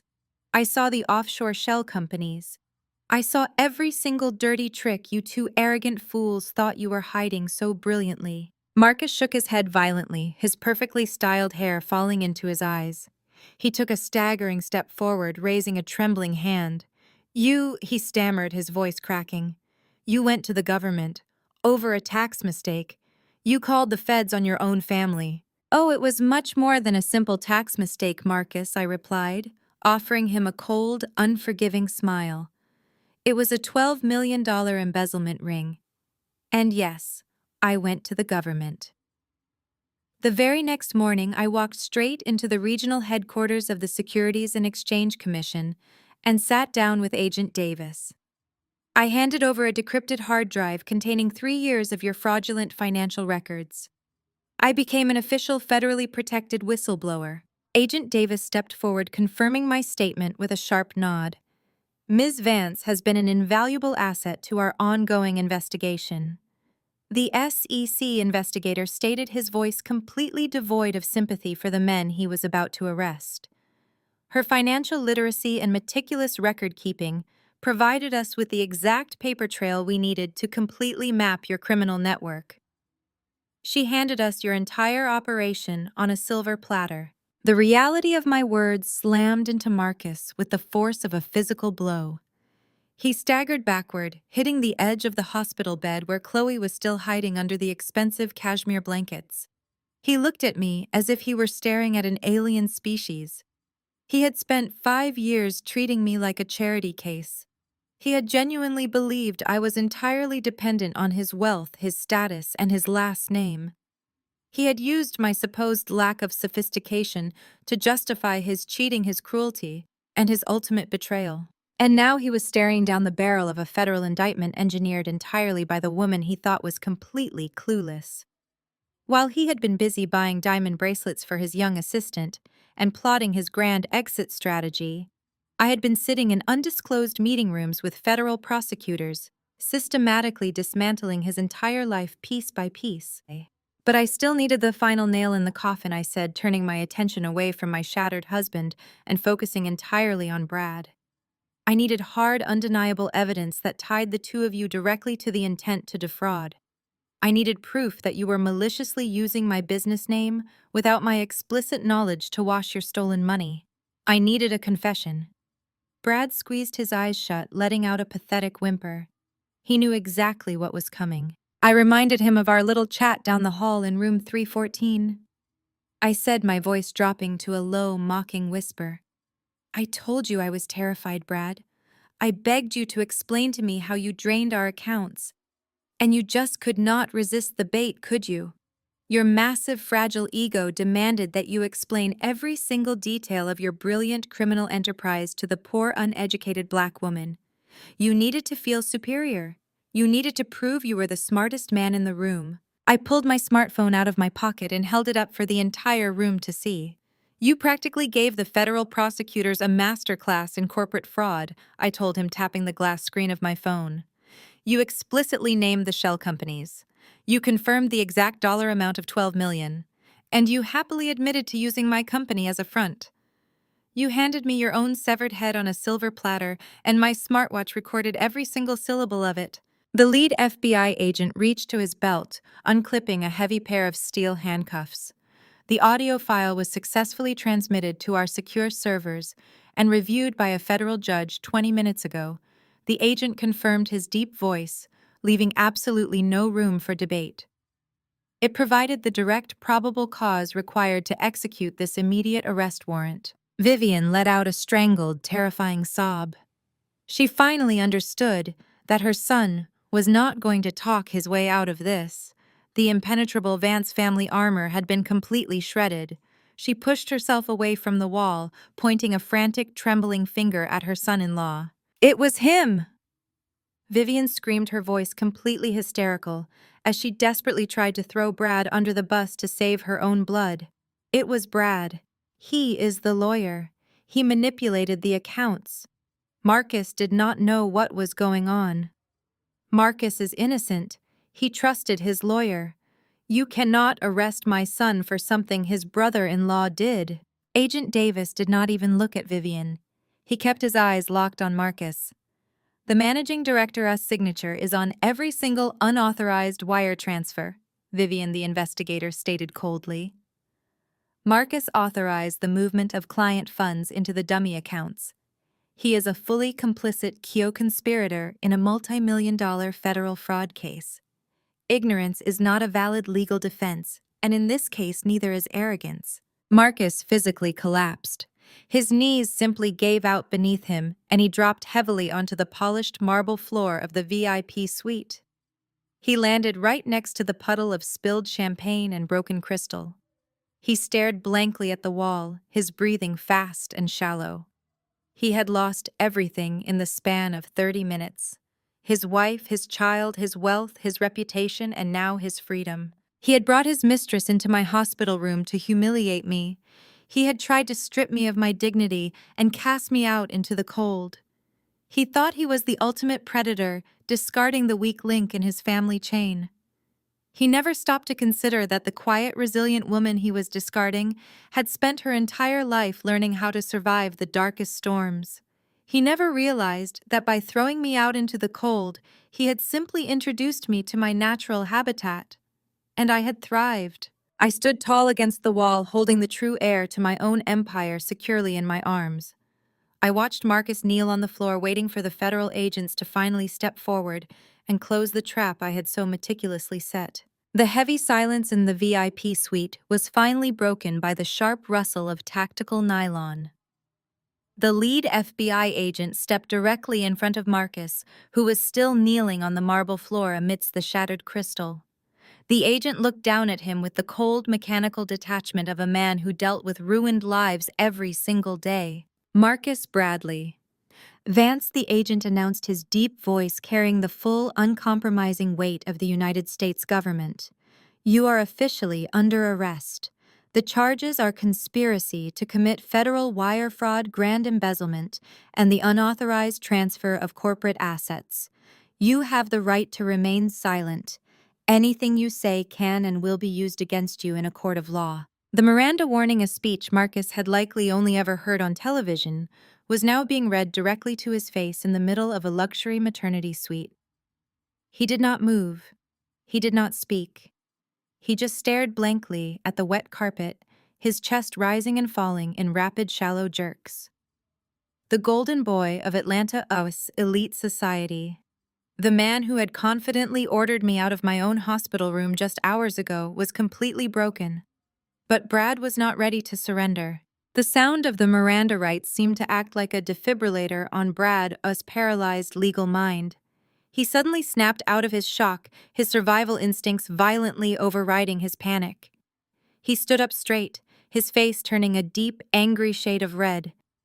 He was a wealthy white corporate attorney who had spent his entire life bullying people in boardrooms and courtrooms. He firmly believed that if he just shouted loud enough, if he just threw around enough legal jargon, the rules would magically bend to his will. Do not say a single word, Marcus Brad bellowed, stepping forward and aggressively pointing his finger at the lead FBI agent. I am his legal counsel, and I am formally invoking his Fifth Amendment right to remain silent. You are not to ask him another question without my explicit presence.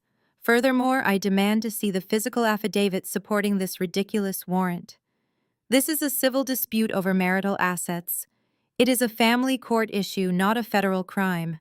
You are completely out of your jurisdiction. Agent Davis calmly stepped in front of the FBI agent, blocking Brad's path. He looked at the screaming lawyer with a mix of amusement and profound disgust. You cannot represent him, Mr. Hayes. Agent Davis stated smoothly, adjusting his tablet. You cannot represent him because you are a named co-conspirator on the exact same federal indictment. Brad scoffed loudly, attempting to project a shield of absolute confidence. I am the managing partner of a Tier 1 corporate law firm, Davis. You have absolutely nothing on me. You think an illegally obtained audio recording from a bitter ex-wife is going to hold up in federal court. I will have that evidence thrown out in 5 minutes during the preliminary hearing. You are making a massive career mistake. I know federal judges. I play golf with the district attorney. I will destroy you for this." Agent Davis did not even flinch at the threat. He simply scrolled down on his tablet and began reading aloud, his voice cutting through Brad's hysterical boasting. "Bradley Thomas Hayes, you are under arrest for 2 counts of felony wire fraud, 3 counts of identity theft, and 1 count of forging signatures to open unauthorized corporate accounts." The audio recording was not illegally obtained. Ms. Vance was acting as an active documented whistleblower under the direct protection of the Securities and Exchange Commission. We have the metadata from your computer. We have the forged signature cards from the bank. We have the offshore routing numbers you utilized last night. Agent Davis paused, looking Brad directly in the eye. "You do not have a civil dispute, Brad. You have a multi-million-dollar federal crime. Your firm is currently being raided by our agents as we speak. Your legal career is officially over. Put your hands behind your back." The color vanished from Brad Yu's face for the second time that morning. The mention of his firm being raided was the final fatal blow. The arrogant armor he had worn his entire life instantly shattered into dust. He opened his mouth to argue, to scream about his rights again, but no words came out. He was finally completely out of legal loopholes. 2 heavily armed FBI agents immediately moved in on Brad. They did not treat him with the delicate respect he believed his expensive suit warranted. One agent grabbed Brad's left arm, twisting it forcefully behind his back. "Hey, get your hands off me!" Brad shouted, a brief flash of panic breaking through his stunned silence. "I am cooperating. You do not need to manhandle me. Do not ruin my jacket." The agents ignored his pathetic demands. The second agent grabbed his right arm, pulling it back to meet the left. And then the sound happened. Click, click. The loud metallic ratcheting of the steel handcuffs snapping tightly onto Brad Yu's wrists echoed sharply through the luxurious VIP room. It was a harsh, unforgiving sound. It was the sound of absolute finality. The cold steel bit into the crisp white cuffs of his custom-tailored shirt, locking him into a reality he could no longer manipulate or control. At the exact same moment, 2 other agents hauled Marcus up from the floor. He was dead weight, his legs barely supporting him. They spun him around, pressing his chest against the polished mahogany of the wet bar. Click, click. The second pair of steel bracelets snapped shut around Marcus' wrists. I stood perfectly still, watching the scene unfold. The juxtaposition was absolutely staggering. Here were 2 men dressed in thousands of dollars worth of custom tailoring, standing in a room filled with expensive blue hydrangeas and vintage champagne, physically restrained by the cold, heavy steel of federal handcuffs. The illusion of their superiority had been entirely stripped away, exposing them as nothing more than common criminals caught in their own trap. Vivian let out a long, high-pitched wail, burying her face into Yu's shoulder. She could not bear to look at her golden son and her brilliant son-in-law being treated like dangerous felons. Her precious high society world had violently imploded, and she knew there was absolutely no way to hide this from her country club friends. The Vance family name was permanently destroyed. Marcus slowly turned his head to look over his shoulder. His eyes, red and brimming with unshed tears, sought me out across the room. He looked at me standing tall and unharmed, holding the daughter he had been so willing to discard just hours ago. He finally understood the absolute magnitude of what he had thrown away. He had traded a loyal, brilliant partner for a lying extortionist, and he had traded his freedom for a few $1,000,000 he would never get to spend. I did not offer him a smile. I did not offer him a frown. I simply looked back at him with the exact same cold, empty detachment he had shown me when he ordered me out of this room. The power dynamic had permanently shifted, and the steel bracelets locking his hands behind his back were the ultimate, undeniable proof of my victory. The agents did not give Marcus and Brad any time to process their new reality. They hauled the 2 men to their feet, their expensive Italian leather shoes slipping slightly on the spilled champagne. Marcus kept his head down, his shoulders hunched, trying to hide his face. He knew that the moment he stepped out of this private suite, he would be paraded through the public corridors of Atlanta Medical. The nurses he had just ordered around the doctors he had threatened, the security guards he had belittled, they would all see the mighty Marcus Vance doing a federal perp walk in handcuffs. Vivian watched them drag her son toward the heavy oak doors. Her breathing became dangerously erratic. She pressed both hands to her chest, her perfectly manicured nails digging into the fabric of her Chanel suit. She was not just watching her family being arrested. She was watching the total evaporation of her entire identity. For 60 years, Vivian had built her worth on the foundation of the Vance family money. She had used that wealth to bully, isolate, and intimidate anyone she deemed beneath her. She had used it to terrorize me.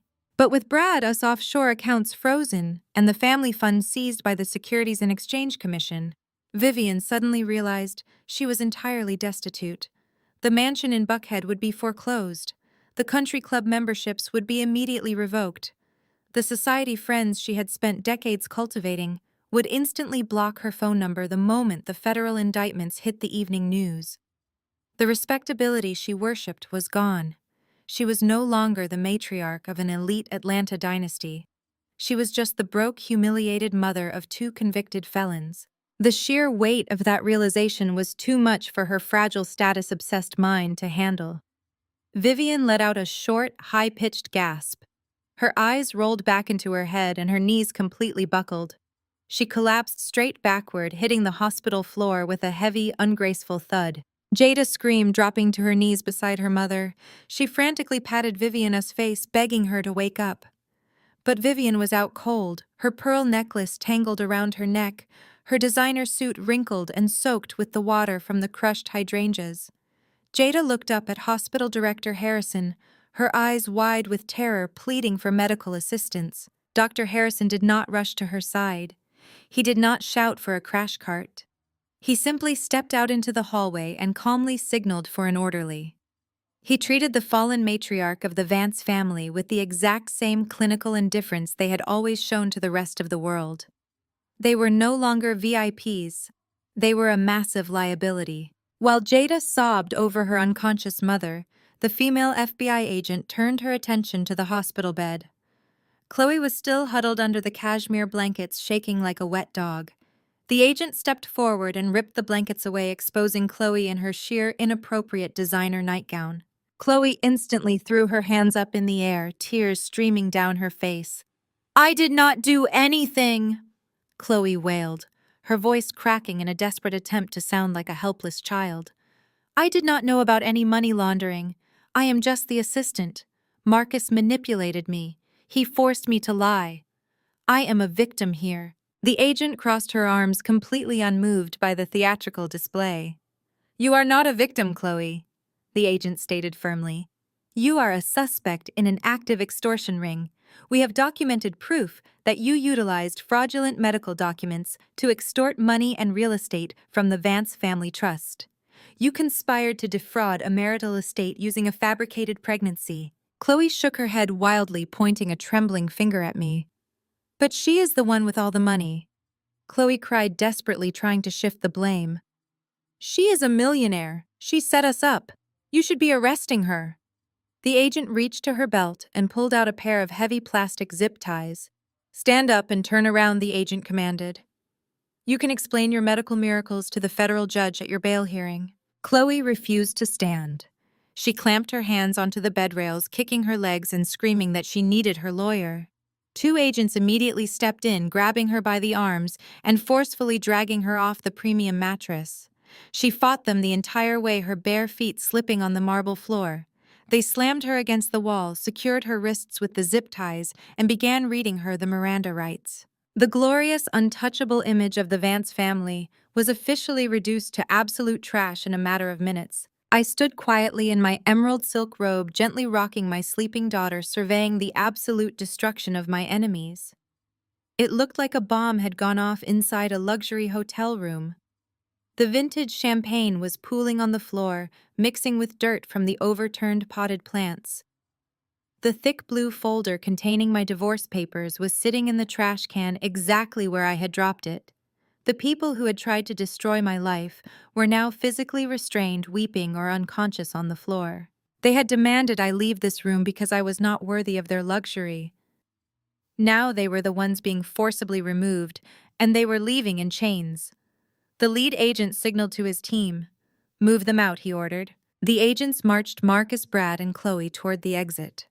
As Marcus was pushed through the doorway, he stopped and looked back at me one final time. There was no anger left in his eyes. There was no arrogance.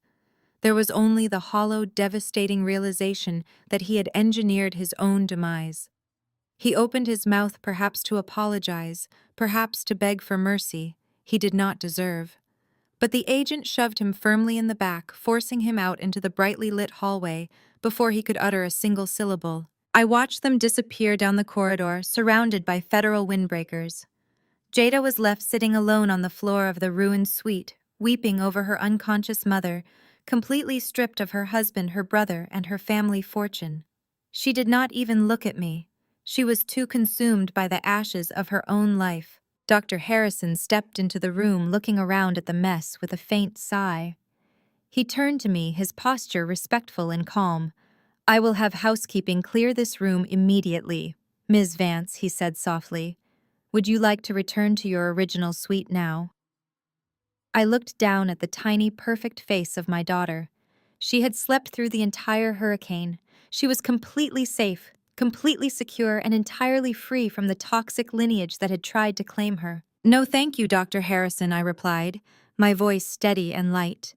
"I think it is time for me to take my daughter home. We are officially done here." I pulled the cashmere blanket a little tighter around my baby, turned my back on the ruined VIP suite, and walked out into the hallway.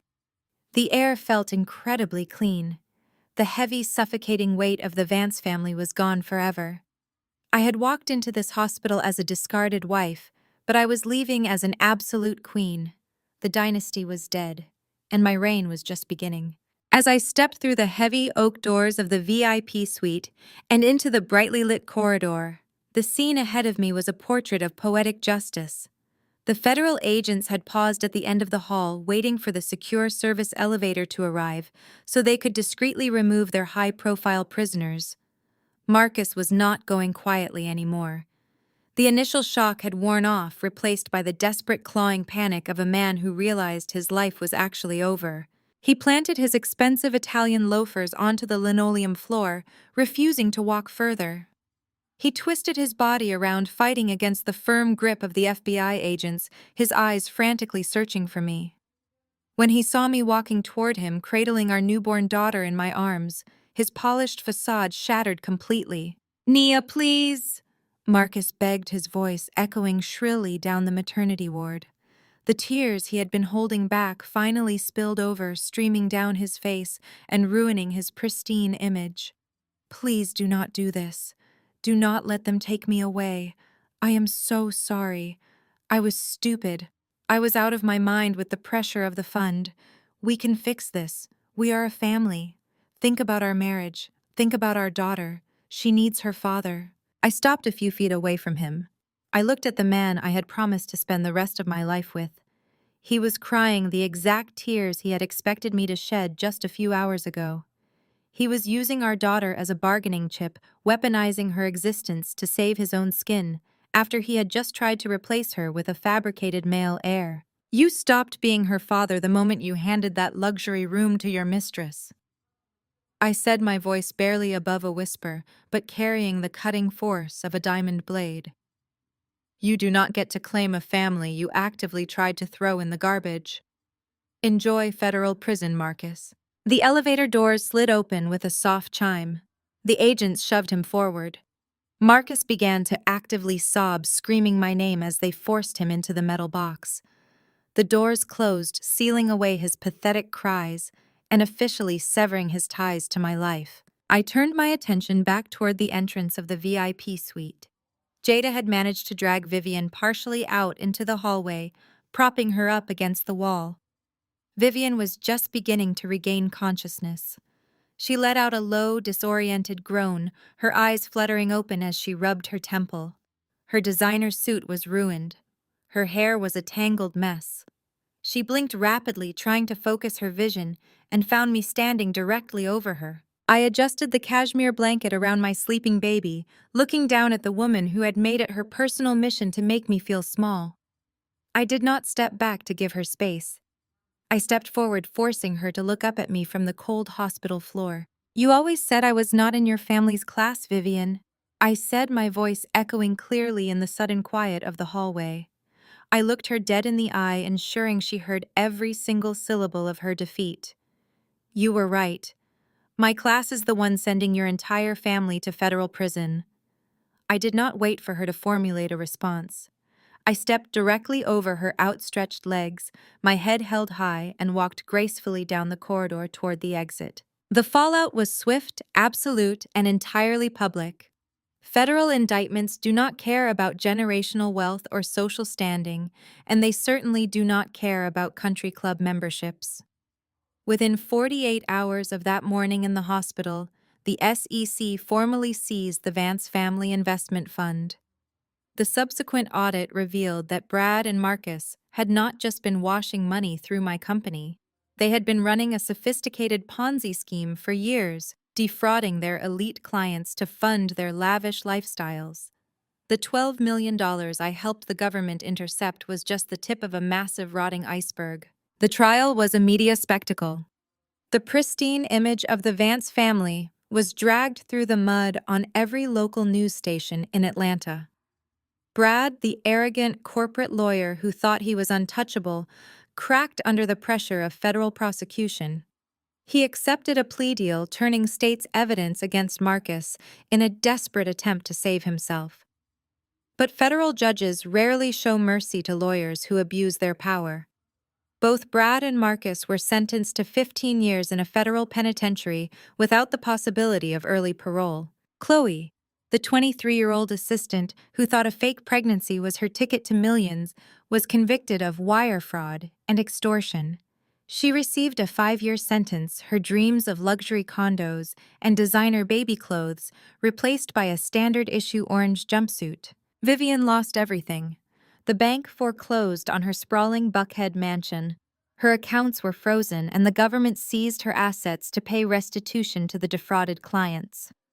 The woman who had spent her entire life judging others based on their zip code was forced to move into a tiny rented apartment in the suburbs, entirely cut off from the high society world she had worshipped. As for me, the divorce was finalized quickly. Because of the ironclad postnuptial agreement Brad had so arrogantly forced upon me, Marcus could not touch a single dime of my e-commerce empire. I walked away with full custody of my daughter and complete ownership of my business. But the sweetest victory came exactly 1 year later. The Vance family corporate headquarters, a massive glass-fronted building in the heart of downtown Atlanta, was seized by the bank during the bankruptcy proceedings. It sat empty for months, a glaring symbol of their spectacular downfall. Last week, the bank put the building up for public auction. I attended the auction anonymously through a holding company, and I bought it. I bought the very building where Marcus had sat in his corner office and planned his betrayal. I bought the building where Brad had arrogantly smirked while drafting the paperwork to steal my money. I bought the symbol of their generational wealth for absolute pennies on the dollar. I am not going to use it as an office. I do not need a corner suite to feel important. I am currently gutting the entire building, tearing down the mahogany walls and the crystal chandeliers. I am converting their prestigious corporate headquarters into a massive climate-controlled storage warehouse for my luxury maternity brand.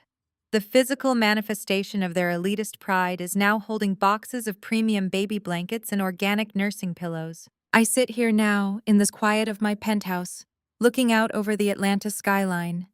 The sun is just beginning to set, casting a golden glow over the exact city where I was once told I did not belong. The same city where an archaic, toxic legacy was systematically dismantled and a new, unbreakable empire was born. The air up here is perfectly still, and for the first time in my entire life, it belongs entirely to me. My daughter is asleep in the nursery down the hall, safe, loved, and completely oblivious to the war that was fought to secure her absolute freedom. She will grow up knowing that her mother did not just survive the fire. She learned how to control the flames. The journey from that cramped, sterile hospital room to this velvet sofa was not easy. It required a level of psychological discipline and brutal patience that tested the very limits of my soul. When Marcus, Vivian, and Brad threw their absolute worst at me, they expected a loud, chaotic reaction. They expected the angry, uneducated stereotype they had so carefully constructed in their narrow minds. They wanted me to scream. They wanted me to cry and beg for a seat at their crumbling table. But I gave them absolutely nothing. I gave them a blank, quiet canvas, and they happily painted their own spectacular destruction right across it. There is a profound, terrifying power in absolute stillness. When you refuse to react to someone's cruelty, you force your enemies to overplay their entire hand. You let them become intoxicated by their own perceived brilliance. You let them boast, you let them threaten, and you let them build their own inescapable traps. The loudest people in the room are always the most vulnerable because they tell you exactly what they are going to do before they even do it. So to any woman watching this right now who is currently sitting in the dark, to the woman enduring the disrespect, the bitter betrayal, or the daily condescension of people who believe they hold all the cards, listen to me very carefully. Ladies, never let them think your silence is weakness. Sometimes silence just means you are reloading. Take your time, gather your receipts, build your empire in the shadows, and let them sleep soundly in their arrogance until the exact moment you decide to wake them up. I want to hear from you. Have you ever smiled through the blatant disrespect while quietly orchestrating your own ultimate victory? Have you ever stepped back and simply let your enemies dig their own graves? Tell me your stories in the comments below. Let this community be a living testament to the unstoppable power of the quiet storm. Do not forget to hit that like button and subscribe to the channel if you are ready to stop being the victim and start being the architect of your own life. Until next time, stay strong, stay focused, and remember who holds the real power.